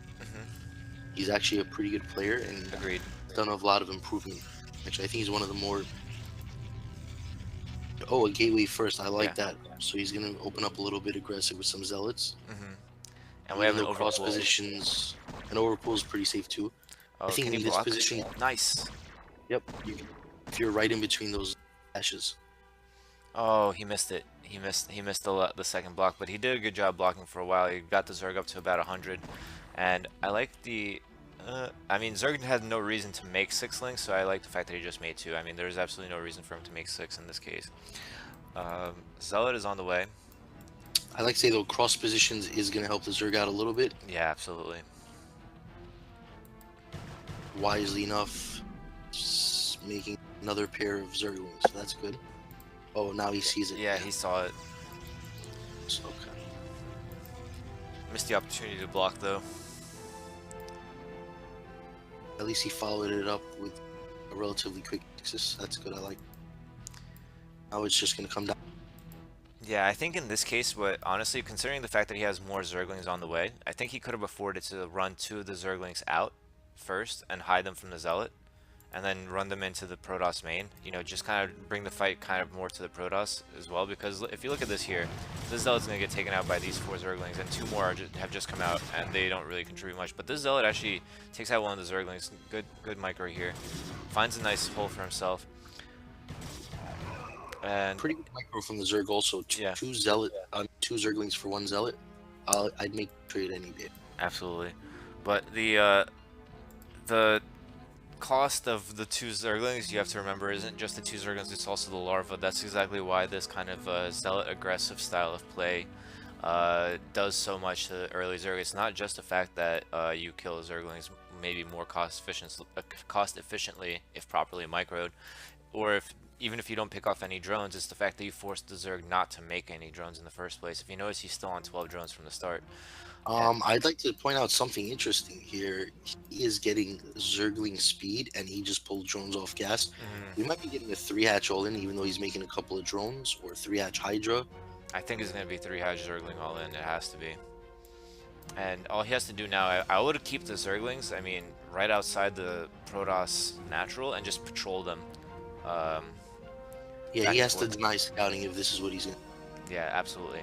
And he, at worst, if he keeps like 3 Zerglings out there, if he wants to hide the fact that he's going for a Zergling all in, he would keep 3 Zerglings outside the natural, patrolling back and forth. Even if he doesn't catch the probe, he will be able to he'll be able to kill the probe with the other 3 Zerglings somewhere else on the map. And that way you will be able to hide your actual Zergling count. And it looks like Reaver is actually taking some sort of alternate path here. Maybe looking for the 3rd base, trying to be a little bit of aggressive. And which way is he going to go? Yeah, he's going to check the gas, and this run-by has to happen now. This run-by could be deadly right here. And the probes be pulled up at a good time. Good surround on the first cannon. They need to fight, though. The probes are just standing there. Oh my god. I feel like he just did not make enough Zerglings there. For an all-in, that was incredibly light on Zerglings. Yeah, now more Zerglings are making. I'd also like to point out those 3-unit little attack squad is still going up here. We're gonna run into the 3rd of the Zerg. And I would Zerg is have not liked to making have pure seen. drones. Yeah, I would have liked to have seen though in that group the probe to go a different way, so he can kind of scout 2 places at once, like maybe go into the main. Yeah, one But let's probe see, doesn't here he really goes. contribute much. Nice surround on the first zealot. Yeah, not Kills a the good probe indeed. very quickly. Yeah, like I said, I would like to see us surround on this second zealot right here. Nice. Oh, Yes. he just missed it. And at this point, he can. Oh my god, he needs to send some of it around. Yeah, there you go. Good. And now Another he gets the thing perfect. that you can Good. do that's good in this position. Sorry, another thing you can do is glitch the drones. A lot of Zerg players do that. I think that helps a lot, so that you're not microing 12 Zerglings and moving them one at a time. If you just glitch the drones into that zealot, it'll move it, and then your Zerglings can surround it and kill it. But without it getting a shot off. how do you glitch the drone to go between the minerals like that? I don't think like the If you get the right angle, if you just glitch the probe, the drones right to the mineral patch where the zealot is, and then you spam stop or you to glitch. pop them out. I got you. So it's kind of Yes, like that thing that happens when the drones end up on the other side of the minerals. exactly. Okay, So got when you. you do that, the zealot pops out, and then you can surround it with zerglings and kill it. And usually the zealot is, like, where am I? Where am I going? And he's moving around like a dick. So he usually doesn't even get a shot off anyway. So just a little tip there. I noticed that 3 zealots just walked right past the zerglings out here. The zerglings did not see it, so this might be painful as well. I mean, he is making some hydralisks, but they don't have any upgrades yet. Speed is just now finishing.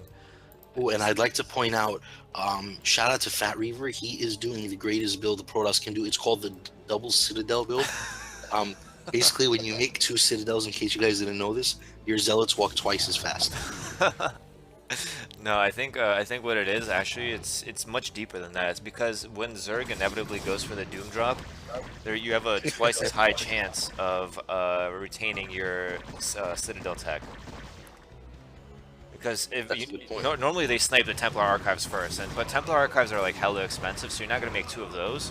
But making 2 Citadels pretty much guarantees that you'll be able to remake your Templar Archives in time at a different base. So very strong meta gameplay here. And So 2 Corsairs out on the map. So far, they got 2 Overlords. That's pretty good. yeah, I like some of what Fat Reaver is doing so far. I just wish he would either add a bunch of gateways right now or get a third, one or the other. He definitely needs to do one of them. yeah, I'd also like to see him tech to Storm, especially since he just saw all those Hydras. yeah. His Templar Archives is incredibly late. He's floating money, and I feel like what's really holding him back here is his the structure, the layout of his base. If he, because like the look, he has these 3 gateways powered off one pylon that's under the gas. He needs to have the pylons be on top of the gas, to the right of the gas, so that he can start building gateways and all this other stuff here. Right now, he's kind of playing this like super claustrophobic style. If you look at it, of course, you're not gonna be able to place any gateways when you have just one pylon powering them all. So I feel like that's what's holding him back, and he goes for a Nexus instead, which I think is incredibly risky. And I was gonna point out that I'm actually really impressed with Pison's play right now. I mean, the Zergling all-in kind of failed, but he recovered very quickly and very nicely from it. Based on what I remember about Pison from the other games I've seen of him, this is a marked improvement for him. I think he did a good job of droning up. Yeah. I would like to say from the Protoss player, he could have, since he should have known that the lair was late and Overlord speed was late, he should have maybe had 1 or 2 DTs out on the map if he wanted to expand. That would have been one good way to keep the Zerg in his base. The Zerg, I would have liked to have seen him push and kind of poke in on the Protoss a little bit and see what he was up to. Yeah, one thing that you notice a lot of good Zergs doing is they have one of the Overlords right outside the Protoss natural. So when they do place their Hydralisk in a kind of an aggressive position, 1 DT is not going to ruin the whole attack. But speed is now done. I would like to see him bring an Overlord, and he is bringing an Overlord with him. I feel like this Hydra army is actually quite scary. I feel like it has the potential of denying this third base, especially considering the fact that Storm is only halfway done right now. Yeah, I think he's going to heavy 5 hatchery pump. Yeah. Storm is going to be late. And also, he made an early robo, I like to point out. I think he misread it a little bit, didn't realize that the lair was late, and thought that he was going maybe lurkers. Yeah, I thought there's a fight here. Yeah, I would say that there was a little bit of miss micro from both players here. First of all, Fat Reaver, he ran so far down the ramp while taking shots that half of his Zealots did not have the high ground advantage. And the miss micro from Pison was that he kind of left 12 Hydras on the ramp and didn't gain anything from the high ground advantage.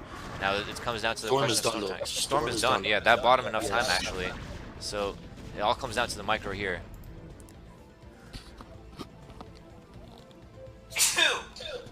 Excuse me. Bless you. Thank you. I tried to take the headset off as fast as possible. Alright, so he is going to continue pumping Hydralisk, but now he is kind of rich at this point. I would like to see him throw down an Evolution Chamber. He is throwing down the 4th base right now. That's perfect. 12 o'clock. Yeah, Hydralisk. I'm sorry, not a Hydralisk. I would like to see him go for a Queen's Nest now, get that Defiler and Plague soonish. Because this looks like a very reminiscent of the effort style 6-hatch macro, like with very low static defense, and he is doing it kind of well, but Oh, and I like this pressure up front. Oh my god, snipe this Templar. Oh, nice micro here. Nice control. That was definitely worth it. And now he's gonna come in here. Is there gonna be? He gonna dodge this storm? Nice Very storm good dodge. storm. And there's another Templar here.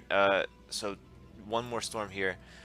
Now he's finally adding gateways, but look at this base layout. How can you like you can fit 6 gateways here, but you have to be able to, you have to know that 6 gate macro is not enough in this situation. Off 3 base, you want to be able to select like 12 gateways, like in this area right here. That would be ideal. I think if I was the Zerg in this position, he's in a very good position, but I would probably try to get a couple of lurkers. This map is very good for lurker contain, by the way, because near the third you have that kind of ramp to have those double bridges. Yeah. Just throw a couple of lurkers and maybe an overlord and a pair of scourge. You can hold the Protoss in this base forever, and you can just expand the map. But I like And his having said backstab that, it's as not well. gonna matter. Yeah, run him over right here. If he snipes the Nexus, I think that would be kind of his best option. Actually, I guess I would go for Forge and then the Nexus probably. But now it's kind of too late. He just kind of spent all this time doing pretty much nothing, I think. Oh. Yeah, now it's too late. I mean, he had the perfect opportunity to snipe at least something, but I feel like he was just kind of dancing around, not sure of what to do with himself. Sniping the Forge or sniping the Nexus, either one would have been great options in my opinion. Yeah, he needs to focus on something. I think that was just some indecisiveness, decision making. And he has established his 12 o'clock, but he hasn't used it at all yet. He is continuing to make Hydralisks. I think it is time. He is just now starting Hive, maybe a little bit too late. Evolution He's Chamber just now starting lurker upgrade. I did not know that he didn't have that aspect. Yeah, that's Fake also. it's important. Especially now that Fat Reaver is actually held. His gateways are kicking in. He's smartly enough is taking a fourth, which I really like. And at the same time behind us, I would like to see him maybe push the Zerg a little bit, at least force him to make some units and some Sunkens. Pretty much the Zerg is getting away with free bases right now. Yeah, he's going up to like 8 hatcheries right now. Both of them are kind of low on the economy department. 45 probes, 41 drones. I feel like especially the Protoss could benefit from having a ton more probes at this situation. I would say at least 70 by now would be perfect. Especially going up to 4 base. And one thing that I want to note is, like, let's say you see how he's taking this 6 o'clock base right here. He absolutely needs to take the gas while the Nexus is coming up, because he's been on 2 gas this whole time. Even though his gas isn't necessarily dead broke right now, as it gets later and later into the game, you want to have more and more gas available to you as Zerg transitions into Ultralisks. You want to have more Archons. As you start making Reavers, getting upgrades for Reavers, you need a lot of gas for that. That's why you want to have that 3rd gas as soon as possible, preferably finishing at the same time as the Nexus.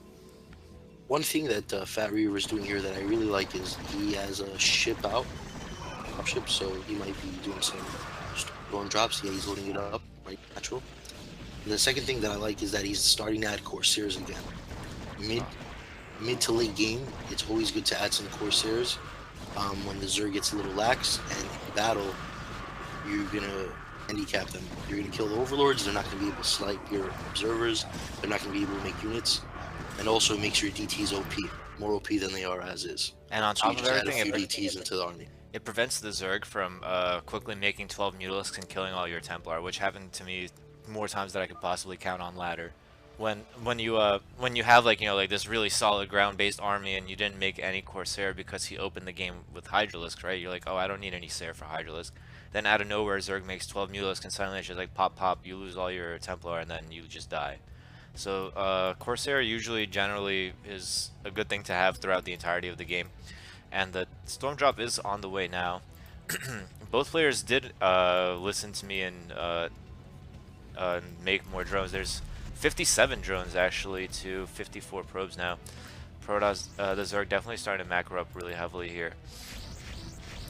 And Protoss Now, is there's still... no Spires, so there's not going to be any Scourge to kill There's the no observers. Spire? What? He's just making one. How did he survive this long with no Spire? That's crazy. Is this a common theme today? No, what does everyone have against Mutalisks and Spires? I feel like people are just locked into that mindset of, like, I need to make a lot of Hydras. Whereas Mutas are what makes the Hydras so potent, because once you snipe the Templar, the Hydras have really nothing to fear, more or less. And this is gonna be a not brutal gonna be attack. good for Zerg. Yeah, the Ultra. Oh no, but he. Oh my God, if they're all gonna stack up together like this, and there's actually a decent amount of lurkers coming out now. The army is They're still going very base zealot map. heavy. Nice storms. Oh, this hurts. His workers are going down though. He's Yeah, gonna clean up eventually, but his workers are going down. There he is. Whoever's left of them.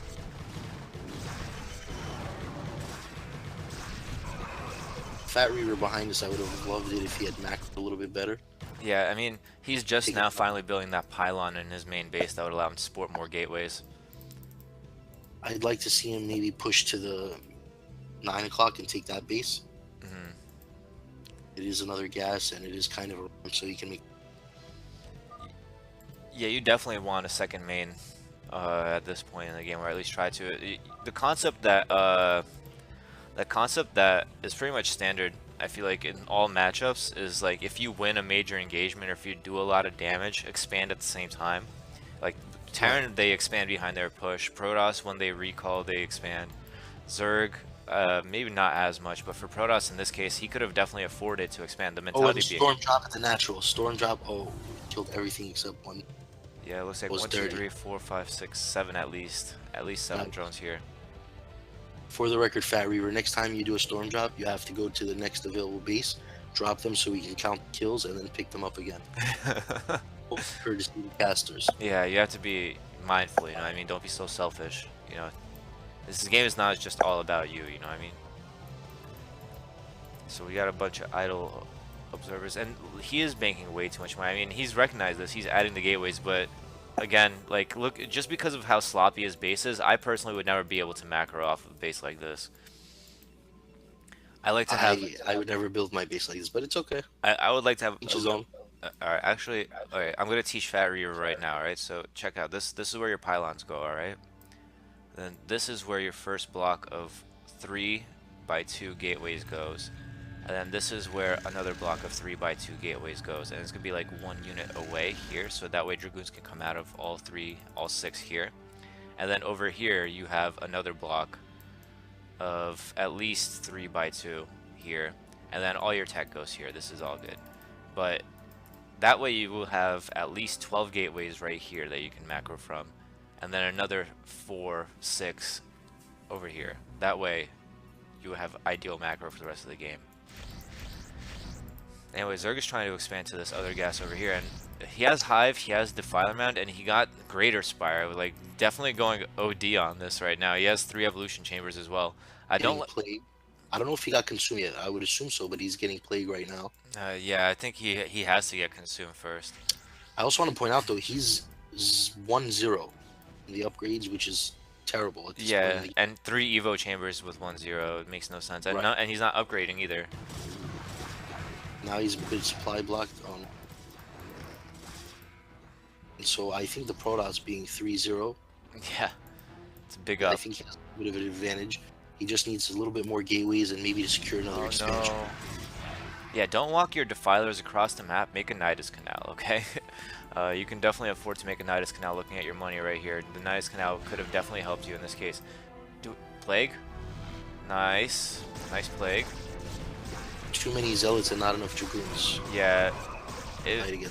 Normally, when you're trying to bust a Zerg position, you want to be mostly Dragoon heavy. And then as soon as you break through the core defenses like the Lurkers and the Sunkens and what have you, then you pretty much follow up with pure Zealot macro. That's generally the best way to do it. And I like now this army is weak. I don't know why he's attacking here. He has nothing but zealots and no more stormers. but the He's plus probably 3 gonna is be so able to easy. break through though. Plus 3 is so good. Jesus Christ. Yeah, Pisan, you definitely need your upgrades to be better, man. If he had more swarms, if he had cast swarms over all of those lurkers, I think he could have definitely held this base, but being as it was, wow. Plus 3 just looks broken when it's against 1-0, or 1-1 at least, I'm sorry. Well, 1-0. Yeah, you needed to hold better. On the other hand, though, I don't know if it was worth it, though. That army was pretty expensive, and he he's gonna lose a lot here. I like the fact that he's trying to save these. Oh, all right, never mind. He's just gonna go. I like to point out the one hero Zergling at Fat Reaver's 5th, going to town on that Nexus. There's With also no another attack upgrade. There's No also attack upgrade. there's also another one that was in the bottom right that has 2 kills. So I'm gonna guess those were probes that came to blasphemously place down a Nexus. Reaver. Oh no. The Reaver. And 2 Stormers. Nice. Yeah. Okay. 250 energy on these two. These could definitely go out and do some damage right now.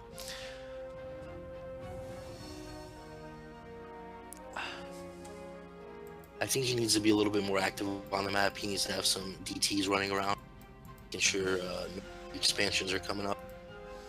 Yeah, his macro is still severely lacking. He's not getting upgrades either. I mean, he just started the shield upgrade. Maybe he's going to start the armor upgrade soon. He's low on gas right now. I mean, if he's only mining with 2 at his 3rd gas, despite me telling him a long time ago that he needs to be mining it as soon as the Nexus comes up, definitely very late in taking the 4th and 5th. Yeah, more gateways, more bases, more cannons, says Crispy John. I think that's exactly accurate. One small pet peeve of mine, if you look at the 6 o'clock, he has all his workers on the left side patches, so the right ones haven't been getting mined because the StarCraft AI is not going to split that for you. Always try and make sure it's as even as possible. Yeah, one thing I noticed a lot of newer players do when they transfer their probes, they just send them to one mineral patch. Whereas what you're supposed to do is you're supposed to have all 12 of them selected, and then you hold shift and you deselect 1, 2, send it to the next one, deselect 1, 2, send it to the next one, deselect 1, 2, send it to the next one, deselect 1, 2, send it to the next one, deselect, you know, so on and so forth. In this case, you could just deselect 6, we have 12, deselect 6, drop and coming in. A drop coming in. Protoss Natural. Flying over to Protoss Natural is probably. Oh, and he noticed it too. The observer saw it, so the Protoss is gonna panic and run all the way back home. Looks like the Overlords are gonna survive. Oh my god. Yeah, there's actually not that much. There's maybe like 2 or 3 control groups of Zergans. That's about it. Yeah, and they're still 1-0. The upgrade is just now coming in. No Yeah, Defiler, it gets cleaned up really fast. It's not good. Yeah. And he's gonna lose these Overlords too. Yeah, to one Sayer and a bunch of cannons probably.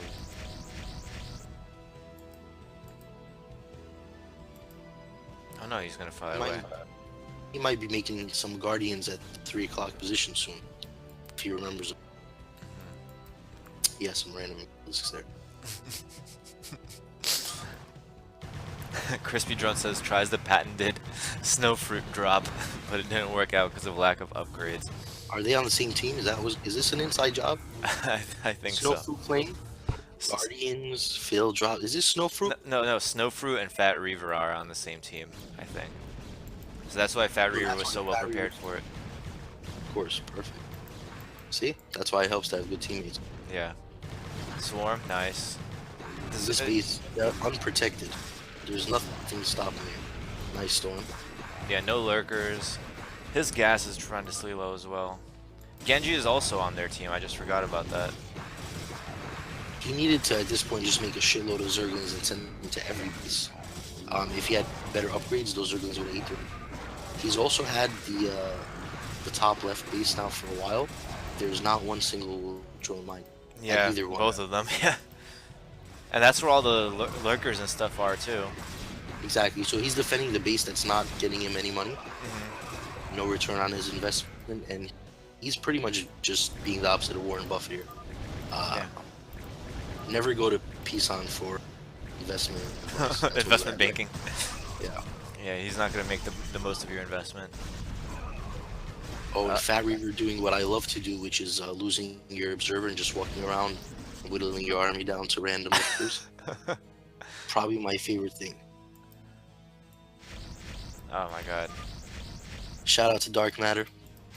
I saw your game, Dark Matter. And yes, I wasn't lying. I do have a sexy voice. I knew it. I was the one that hyped it up, not you though. You're too humble for that. Oh god, these Guardians. Archon's too strong. He's about to have a bunch of drones that are going to be available at the... He has a bunch already at the natural.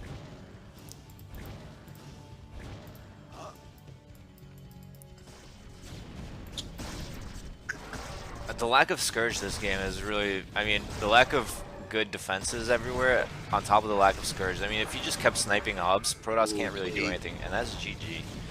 it doesn't matter. That was a moral victory plague. Everything's okay, peace on. Good job. Moral Wow. victory plague there. Oof.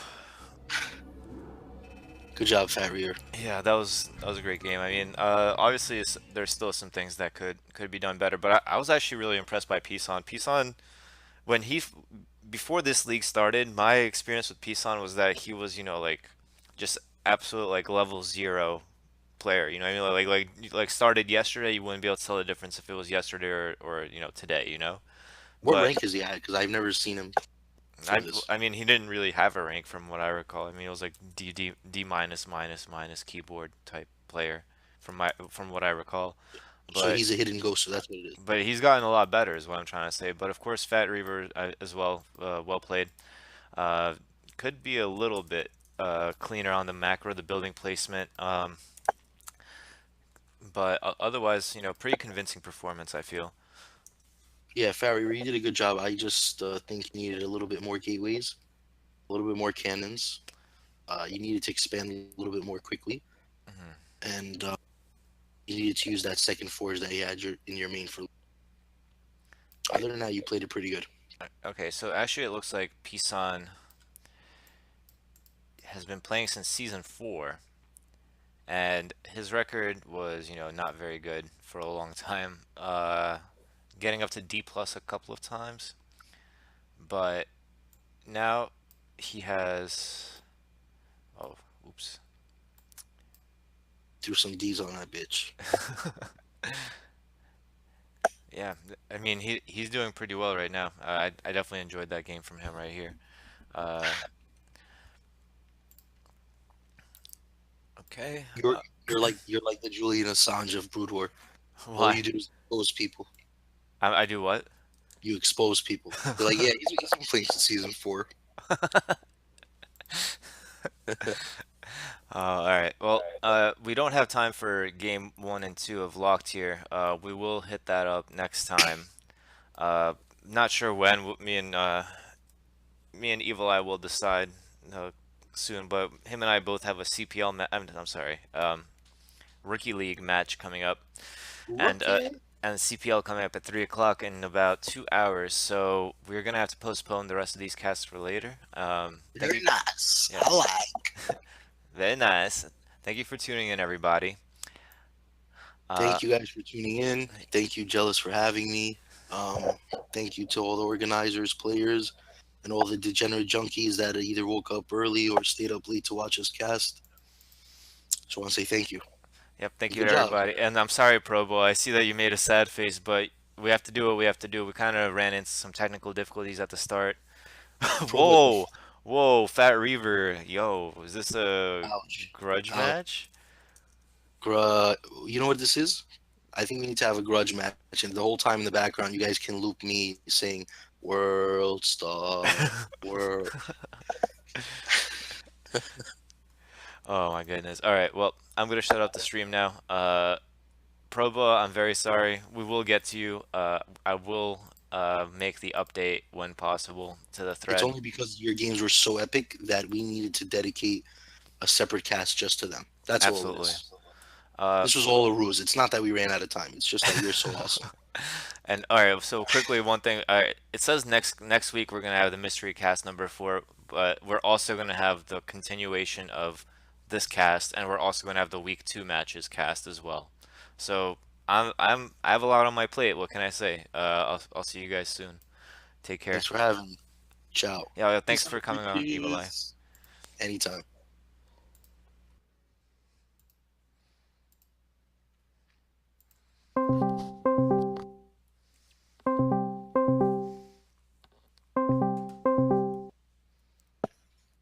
Hey, Hello. what's going on? You hear me? Yeah, I was thinking about doing this cast today. I don't know if you heard about it. It's for CPL. What's a CPL? Oh, it's the Coach Pupil League. Well, it's also cardiac pulmonary lag, something. Medical term for L. I ran out of them. Anyway, Interesting. um, hello and welcome everybody to another CPL cast. Oh, we're live? Yeah, we're live. Yeah. Um, Sh- For those of you that watch UFC, shout out to Bruce Buffer. So this one is for you. We are live. There you go. yes. I'm jealous on Team Liquid Chobos Wagons. You guys probably know me by now. Today with me we have Evil Eye. Hello. Yes. Rep in New York. Rep in New York. Yeah, New Jersey, New York, trying to do it right one more time. I actually went ahead and Another yeah, I got the replays in the right place, and I got the what's it called? I got the volume all set up, so this time it should be without much of a hitch. So let me real quickly one. Okay. introduce the matches that we're going to be seeing today. We're going to be doing the second half of the week one matches. We have Locked Here versus Proboa, game one and game two. Um, Sick. yeah, from week one match. So I'm already on Brood War channel CPL. So am I. Oh, sweet. Okay. So then I'll just host up the game, then just get right into it. Okay. And so, I mean, I guess what I know about these players, let's start with the Protoss. Proba. I think he's from Peru. Yep. And pretty good player. Does play a little bit unorthodox or Peruvian style. So you'll probably get some entertainment coming out of him. And for Locktier, he's actually my teammate in CPL. I'll try to not be biased though. Hmm. And he's actually a pretty good Terran player, but he also has these interesting timing builds. I expect and predict a 4 fact in at least one of the games. Absolutely. And Aura Shallow too. That's been a favorite of his recently as well. I also I want to give a shout out to Proboa. His coach Phasers told me that he's been improving a lot. That at the start of the league he wasn't very good at macro. Went for those generally all-in builds that you were telling me about just now. But he has improved his macros, so now he's gonna. So we're gonna see a new and improved Proboa here. And Locktier himself has been mostly focusing on those timing builds, which is a great way to approach the Terran versus Protoss matchup, in my opinion. So I'm excited to see what these games have for us today. As am I. Let's get into it. All right, let's do it.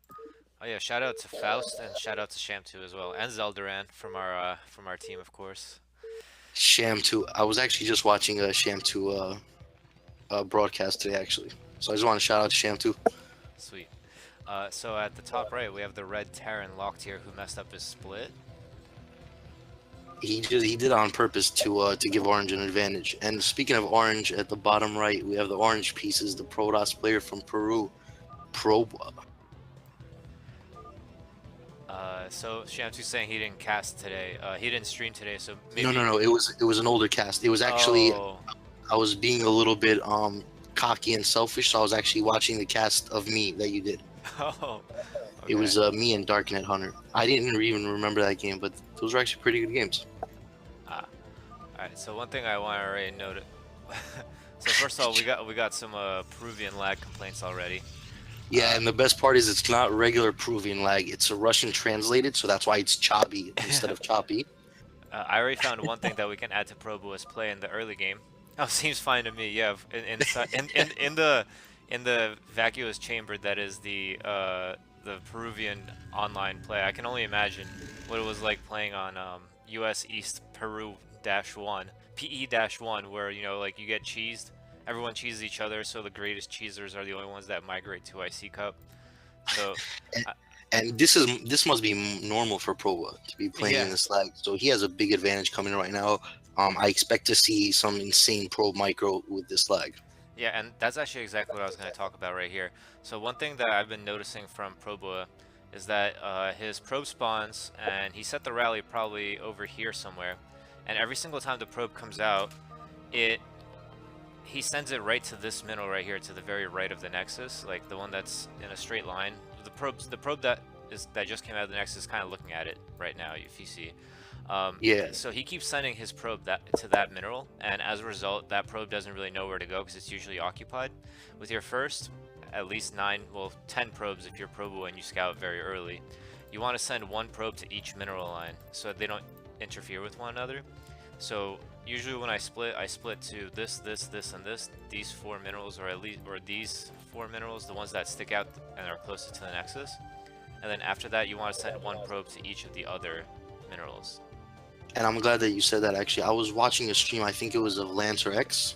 So, and I've seen a few other even decent players do it because Lancer X is not.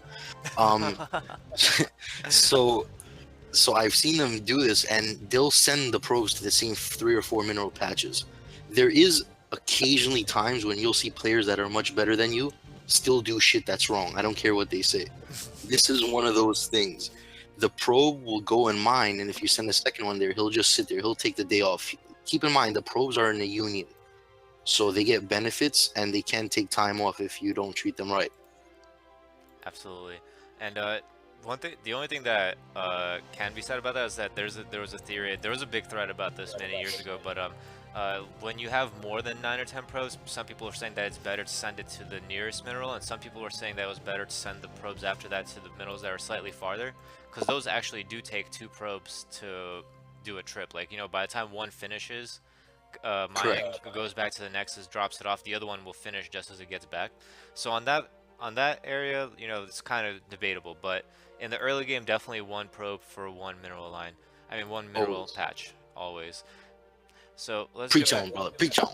Yeah, and so going into the game, we have a fast scout from Probo, a 9 scout, pylon scout, and he's gonna find locked here first. So this is definitely gonna open up the gates for some Peruvian style, right I'd here, like right I'd now. like to see a gas steal. Gas That's steal, what I'd yeah. like.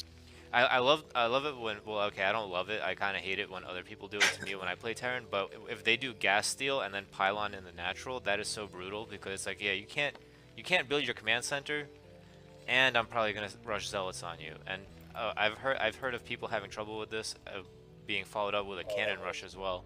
So there's That is pretty dirty. a lot of things I that like can be done, but no gas steal today. Proboa decides to leave. Probo. If you lose this game, it's because you didn't steal his gas. I'm just telling you right now. That was such a cock tease. I was waiting for it and nothing. But Story of my fucking life. look where he's going though. He's not going back directly to his base, and it looks like He's just Locktier is sure Locktier is catching on not to a. this. Oh, Sorry, I think he's just making sure that Locktier is not going to proxy because he has been known to do some of those shenanigans as well. I think this is heavy mind games right now, actually, because I think he went diagonally to make Locktier think that he spawned diagonally. So that's why Locktier delayed his scouting as well for a little bit. But it looks like everything's actually pretty standard on Proboa's side. He is getting his cybernetic score. He has 3 on gas, no zealot first. So it seems like it's playing out pretty standard so far. Same thing from Locktier. Factory's gonna come down in a second, maybe a little bit late. Yeah, he's 44 gas late. That's what, 6 trips? Now, interestingly, he hasn't taken any SCVs off of gas, so I don't know if this is a mistake or if he's trying to do some two-fact or fact port play. If he So was we'll see going how that plays out. if he was going for that, he should have had the Marine on the ramp blocking it so he could kill the probe to prevent the scouting. But as it stands now, the probe is gonna see that there's still 3 on gas. Looks like he was just fixing his SimCity a little bit, but he is cutting SCVs as well, so I'm really curious as to where this will lead into. By the way, I love the SimCity by Locktier. He always does stuff like this really well. Yeah, I'll give him credit for that. yeah. I mean, also I like the fact that the SCV stayed in the main. Saw that there was a Dragoon, checking to see if there's range still, probably. Sham2 asked only a single Marine. The reason for that is because his SCV was in his main and he saw no Zealots came out. If the Protoss doesn't make Zealots, you can get away with just making 1 Marine. Yep. But afterwards, you do eventually have to add a few just to hold off the early Dragoon because usually your tank won't be out in time. So that's probably why he did that. And we have another Peruvian probe sighting going to the 3rd of the Terran. I wonder if this now will be an opportunity for some cheese of some sort. And we do see 2 gate as well. So But he dropped the Robo in his main. I just okay. Proboa seems to be playing very safe. I think he's reacting to the fact that he saw the 3 gas, which is a good play by him. But it doesn't seem like Locktier is using the gas that he spent his money on. I mean, the gas that he spent his SCVs mining, at least. This is something so that, far it looks like a standard FD. yeah, we were talking about this, him and I, that he needs to pull SCVs from gas. I think discussed this, so I'm surprised that he's still doing it. He told me that he was a little bit tired at this point. You know, he was giving me all the Johns and the excuses when I talked to him about these Uses are like matches. assholes. Everyone has one, and everyone else's stinks. And yeah, it looks like, yeah, Probo is more than prepared for this FD if it were to be an aggressive FD of any sort. And he's actually sending the 3 SCVs with him. It seems kind of questionable all around. Command Center should be starting now, though, so not too terrible. If he holds on to this and doesn't lose his army or too much ground, then he'll be in a decent position. But if he tries to be too aggressive here, he might lose his economic advantage very quickly to 2 Gate Dragoon Observer. Yeah, I think this attack is gonna get shut down. I will say though, because Locktier is getting a quick siege mode, if he's able to maintain this position in this tank with mines for a little bit, he's definitely gonna set up a container. Yeah, it looks like he's doing that now. He's pretty much known to do this quite often. It's going to be very difficult to do though because the obs is already halfway done and Dragoons keep streaming out, so I think he's wise in abandoning this position. He probably counted the amount of Dragoons that he saw. 5 Dragoons, even with his relatively delayed FD, there shouldn't have been 5 Dragoons already, I don't think. And I wonder if he thinks it might be like a 3 or a 4 gate, because he doesn't know whether he expanded. And to him, he probably saw more goons than he anticipated.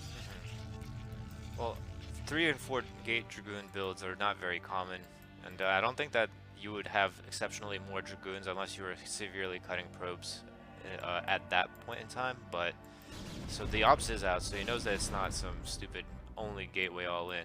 We do have an intelligent Peruvian here. No offense to Peru, but I look at what this probe did over here, by the way, at the. We made it seem like they found the one Peruvian in the world with intelligence. That's not what we meant. So. Proba taking a 3rd base here. Yeah. I like that. After taking a little bit of an economic hit in order to play safe at the start, he feels a little bit safer now, and he feels that he has the air to expand in. Meanwhile, Locked here playing super safe. He's getting the turrets up. Got his engineering bay before his 2nd factory. He's still floating quite a lot of gas, but at this point it's too late to remove any. And I like this. Okay, I like this a lot right here. So this floating barracks doesn't really indicate to anyone that there would be a turret there. It's just kind of floating. I mean, I guess if you're an experienced player, you might expect it, but this turret took out an obs because the obs flew right over it. Didn't know. Now, one thing I don't like about the turret placement from Locked here right now is I believe he has 3 turrets within 1 screen. So there's the one under the barracks, there's one that's within sight that just finished to the left next to the siege tank, and then there's another one to the right, also right next to the siege tank. I don't feel like you need that much of a coverage. I think he might be playing a little bit too paranoid, and at the same time he has one in his main base as well. So that's already 4 turrets for against a build that didn't really scream to me that there would be DT or Reaver drop, you know, with the amount of Dragoons that he saw. I agree with you. I think the one thing that he could have done differently is the leftmost turret, the one by the tank at the natural. If he put that turret behind the natural mineral patches, I think that would have been perfect. Then it would have covered pretty much his entire base, and then he would have still only had 3. But we'll see how that plays out for him. Yeah, and despite this turret being cleverly hidden under this barracks, I feel like if the turret on the right next to the high ground siege tank, that one pretty much covers at least half of the entrance to the natural, and definitely all the way up to the ramp if you put it next to where that siege tank is standing. Combined with the turret that would be in the middle line, I think that's pretty safe coverage right there. That's true.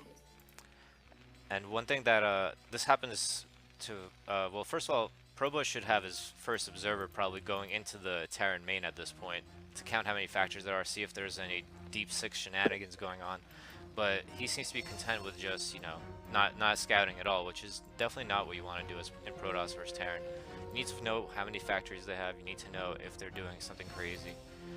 And one of the best ways that Protoss do that in order to avoid these turrets is to send it around this way. If you follow my mouse cursor, they kind of go around the mineral line, or in this case you would go around this way.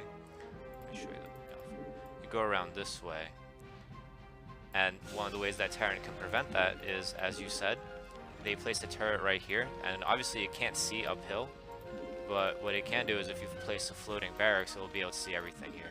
So that's one way that Terrans extend their anti-air coverage without having to build too many turrets, and they can prevent scouting of their main. Because as we And see by here, the way, uh, Locked here is going 6 fact. yep, So he's gonna go timing push against his 3 base. So it's pretty much a typical grappler versus striker here. yeah, I feel like I'm not sure if he has the timing though, because the third base is already up. Usually you want to do pushes like these when the third base is just being put down and Protoss has just invested the minerals. I feel like all of these gateways are going to be up and running by the time that his 6 fact comes out. 6 facts should still beat 6 gate, but at the same time you have to consider that Probo did get a decent sized starting army as well. Whereas Locked here kind of, because of the fact that he had too much gas, I think, or at least partially Now he because of doesn't that. have enough. Yeah, he's not gonna have enough, and if these gateways pump like they should, then I don't see any trouble in Probo's future in holding this off. Adding maybe 2 more gates would be perfect. Generally, what you want to have is 1.5 times the amount of factory gate. Let me start over with that. If the Terran has 6 factories, Mulligan that shit. you want 8 or 9 gateways. I'd also like to point out all the Terran players out there. If you have factories and you're producing units, the one that has the add-on has to make 1 tank, and the ones that don't have to produce 2 vultures, not one. I Yep, see a lot of people making one at a time, and what ends up happening is the tanks are still producing while the one with the vulture is done and just stops blinking. yep, Always 2-to-1 ratio. yep. In this case, might not be as necessary because it looks like he has been getting broke while macroing. You know, he runs out of money midway, and if you do double pump from 2 factories, then you're not producing from all 4. But in general, that is definitely the ratio that you want to be going for if you have the money to sustain that kind of production. And it looks like we're seeing a slight push out here, but he's not scouting ahead. He hasn't scanned it. He's going to get caught on unawares, I think. It All sucks those tanks are lumped up. yeah. It sucks the most when you only siege up when the Protoss is already on top of you. I feel like Proba backed off intelligently here because not all of his zealots were with him. Let's see if he's getting speed, by the way. Speed is only about a third of the way done, so unless Locked here pushes more intelligently, oh, this might be dangerous though. Oh, he wasted all of his vultures back here. But good job, he ran away from the zealots, picked off most of them. Staying pretty even right now. I think it's going to come down to who's going to macro better in this engagement. And nice mine laying here by the Terran player. And Probo needs to back off here. He does not have any more zealots left. And he just lost about 4 or 5 dragoons extra. And I love this stutter stepping siege that Locked here is doing. This is getting him the biggest bang for his buck. He's being able to push, well, to push as he's meant to be pushing, but without losing any aggressive potential. You know how some Terrans I've seen, they siege up all their tanks, unsiege all of them, siege up all their tanks, unsiege all of them. In this case, he should start, yep, bringing them forward like 2 at a time. And look at the bottom left. I don't know if he scanned that base, but he's gonna send 3 tanks to try and kill that 1 cannon. Oh no, but I think he didn't rally vultures in support in time. He's been, they've both been banking up quite a decent amount of money, and as a result, all these tanks are gonna get cleaned out. This is absolutely terrible for Locked here right here. If he loses all these tanks, that's Yeah, he has to game ending. retreat. And now it might be too late. Yeah, and I feel like he slipped on the macro, and he definitely did not rally with his push. It seems like he slipped on his mechanics a little bit. These siege tanks splitting up, not only he split up the tanks, he also split up his attention at a crucial time. He just lost another tank for free. In general, when Terrans push Protoss, once the push is happening, you want to make mostly vultures, and you want to rally them over because they're going to produce quickly and they're going to get there super quick. And you just have to make sure. The hell? I guess that's that. Locked here probably left. Yeah, I would say that that's probably it. Knowing him, he probably left. I feel like Too much vodka. no, I think the real issue there was that the vulture, besides the fact that what you said that the vultures weren't arriving in nearly the numbers that they should be, it seems like when he was frog hopping or leapfrogging, I think that's what leapfrogging is the proper term. When he was leapfrogging those siege tanks, it seemed like at some point Probo moved out, and for whatever reason he had too many siege tanks unsieged, so he decided that it's a better option to just run away. But then he ended up not running away. He ended up just staying there and losing all of his siege tanks. So definitely a bit of a flub there from Locked here. Well played by Probo with a very safe opener when he wasn't sure what's going to happen. He read the. I'm gonna guess that he read the gas consumption that Locked here was pushing out. Um, and that's why he went for the 2 gate off. So that was a good choice. But then as soon as he realized that there was no real threat after he saw the FD, he double expanded, and that pretty much prevented the 6 fact timing from being a timing that was viable. Yeah, as you said, Provo played really standard, really safe. I like this style of play. For Locktier, I think he was floating a little too much money. I think not pulling SCVs off gas in the beginning was a mistake. Hmm. And when he started containing from really far away. He had 3 siege tanks, as I mentioned, at the bottom left for no reason, just to kill a cannon. So I don't think he scouted it very well. Hmm. 3 extra siege tanks is a lot. And if Absolutely. he had just rallied a few more vultures, maybe made a depot to lessen the surface area, Hmm. bridge, I think he could have actually held that. Yeah, And I agree. behind it, he could have just expanded without making any much defense. One thing that I also notice a lot of lower level Terrans struggling with is you go from being mostly macro oriented. I have to make SCVs, I have to make an army, I have to make SCVs, I have to make depots. That's not very demanding on your multitasking ability. So when you do have to go into this high multitasking mode of, oh crap, I need to macro from my factories, I need to rally my vultures, I need to throw down my armory, I need to split off a tank over there to siege up that base, I need another tank over there to siege up this base. Now I gotta leapfrog these tanks. Suddenly your plate becomes very full very quickly, and I feel like because most of the game Terrans don't spend in that kind of high pressure situation, they're not accustomed to it, and that's where a lot of the lower level Terrans fall apart. In terms of what to do about that, I was thinking about making a push simulator UMS, but the best thing I could suggest is probably the multitask trainer. It'll it'll get you ready to spam click buttons to check everything out. Like I check on your SCV, check on your main base, macro from your gateways. You get very good at jumping from one place to another and managing your army and managing your scouting SCV, managing your macro back and forth, back and forth. Yeah, I mean, I think in any matchup, Terran is always mainly about positioning, Hmm. uh, especially with tanks. So a lot of the times that can make or break any kind of battle, regardless of numbers or upgrades. So it's really important that people practice that. Absolutely. Well, let's see if Locktier does any better in game two. Going up against Proba one more time. On Circuit Breaker this time. Circuit Breaker. I hope we see a proxy 2 gate. Proxy 2 gate. In the top right, we have the yellow Terran locked here. Bottom right, we have the orange piece. Wasn't Proba orange and at the bottom right last game also? Yep, yep, same He's gonna starting win. locations. He's gonna win this game. He's hacking somehow. I don't know who he's paid off. But something's happened that is going in his favor. This game's rigged. Alright, well, let's see if he sends his probes to the right place. Okay, so now he is sending one probe to each place. So maybe that time it was just, kind of a memory He lapse probably or. he probably heard you. He's a good listener. He's a good listener. We have another time hacker over here. He's So, very coachable is the word. true. So let's see what the openings are this time. We're again okay. The first pylon's a little bit late. What I want to say about that is, um, who's the other caster? Evil Eye from Team Liquid What? and in our CPL team. What I want to say about that is, generally, you want to get into a certain rhythm where pretty much on all starting maps that you have. I personally have this rhythm where I know that this top right probe that's at the top right mineral with the way that I send probes to minerals, that one's going to be the one that's going to make the pylon, and then it's going to run back and continue mining that mineral. And it always happens when That's he your reaches. Pikachu. I'm sorry? That's your Pikachu. That's the guy you choose. Yeah. And then same thing happens like, after like 3 or 4 trips or whatever it is, and the other probe comes out, that he's also the one that places the gateway and goes out. So here, you see that probe will pull the probe all the way from the bottom of his mineral line to go to the top to where the gas is and then build the pylon. That put his pylon behind, maybe not that significantly, but it's little increments of like this that slow a person down and separate the absolutely amazing players from the people who might not be so amazing. I agree with you.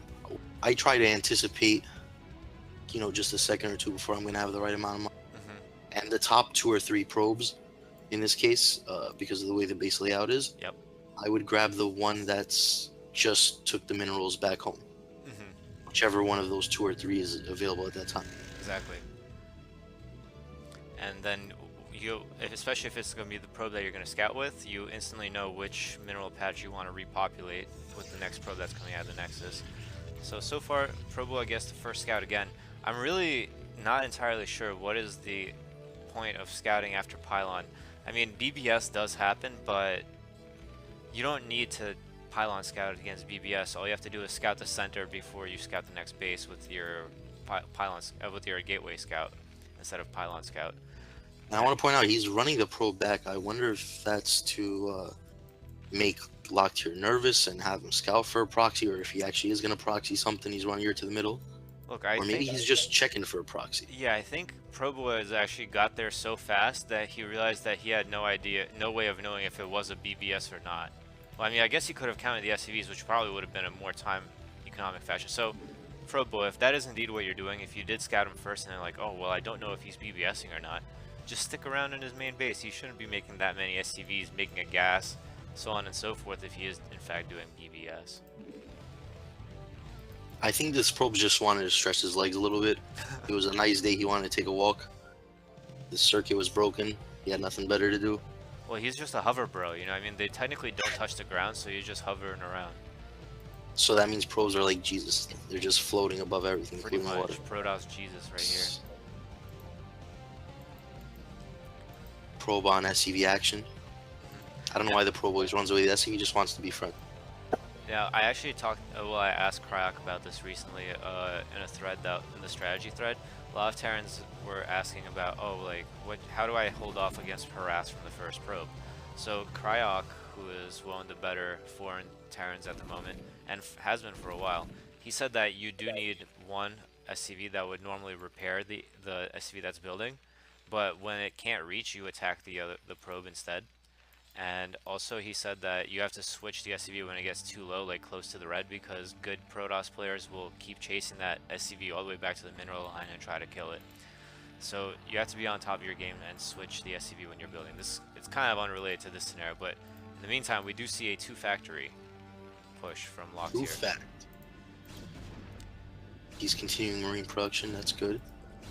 And let's see Probo. Probo's pylon timing has been very good so far in this year, as I haven't seen him get supply blocked very much. And it looks like Probo is going to take it nice and safe again. Now that Locked here sees this second gateway, I wonder how he's going to react. I mean, 2 gate against 2 fact, it's pretty solid. I mean, I don't think that he's going to be able to do much with the 2-factory push. So it's going to be interesting to see what Locked here opts to do here to adapt. I mean, it's good on him that he scouted it with his SCV. That's something that not a lot of people do. They just kind of go, yeah, I'm just going to 2-fac and I'm going to do it blindly. Who cares? The only thing that I can see this scenario working out for Locked here is if somehow he goes a little bit similar to the last game where he can't really break him, but he gets siege mode and contains him. This map is very good for contain. There's a double bridge, and then on the other end, there's the high ground. So if you set up a nice early contain and the Protoss doesn't see it coming, it's going to be very difficult for him to bust. He's probably going to need a shuttle of some sort. That's true, but I think that generally applies more to the mid or late game, though, because this early on from 2 factories, I don't think you'll be able to produce enough to cover both the bridges and the high ground. Like, because off 2 factories, you're not going to make quite that many units, and it is quite a still decent surface area for you to cover, even if you do have the high ground and bridge advantage. But it's not impossible. It is just a little bit trickier to do. And it looks like Locked here is actually going to continue with this 2-factory push. And I think he's cut SCVs. I haven't seen him make one in 2 years. Yeah, yeah. I mean, that's the Locked here special. I mean, usually he just goes up to 30 and then doesn't make any more. And interestingly enough, he's building an engineering bay, which I don't think is the standard follow-up to a 2-factory. I mean, if you're gonna go 2-factory, maybe he's just worried about. Oh, it's probably because he wants to contain him and make some turret. True. Yeah, and he's bringing the SCVs with him. Yeah, We're that so makes smart. sense. I was thinking about. I was thinking that if you're gonna go 2-fac, then just go all in with it. You know, like, there is no tomorrow. You know, if they went DT, just eat that L. You know. Like, yeah, all or nothing. Fuck it. Instead, you should throw down a command center or something. But Probo again has a decent amount of dragoons. I'm not entirely sure. Well, I guess standing behind the bridge is pretty safe, But on the other hand, I feel like if he was on the other side of the bridge, that'd be just as safe. It's not like vultures are gonna run by past the dragoons on the outside of the bridge either, you know? Makes sense. Yeah, especially now that But he the has a couple extra dragoons that he could keep to make sure that vultures don't run by around. But now we do see the push coming in. problem locked here is that Obs is already out. Let's see how quick Provo reacts. Pulls back. Gonna catch a few vultures on the bridge here. Catches one. Are they gonna go down without laying a single mine? Because that would be tragic. Okay, so we do have siege mode is up. This dragoon's in range of siege mode. Very nice. Now he's gonna have to crawl from this position, I fear, because oh, he's still getting some dragoon hits in there. Now let's see if the rally and the macro is it keeping up. No, there's no siege takes producing, no vultures producing, no command And center Provo coming. going up to 600 minerals, 2 gateways, nothing making the gateways, no observer or shuttle coming, I think, and 3 dragoons just walking over the bridge. yeah, I think that Locktier got a little bit too adventurous here.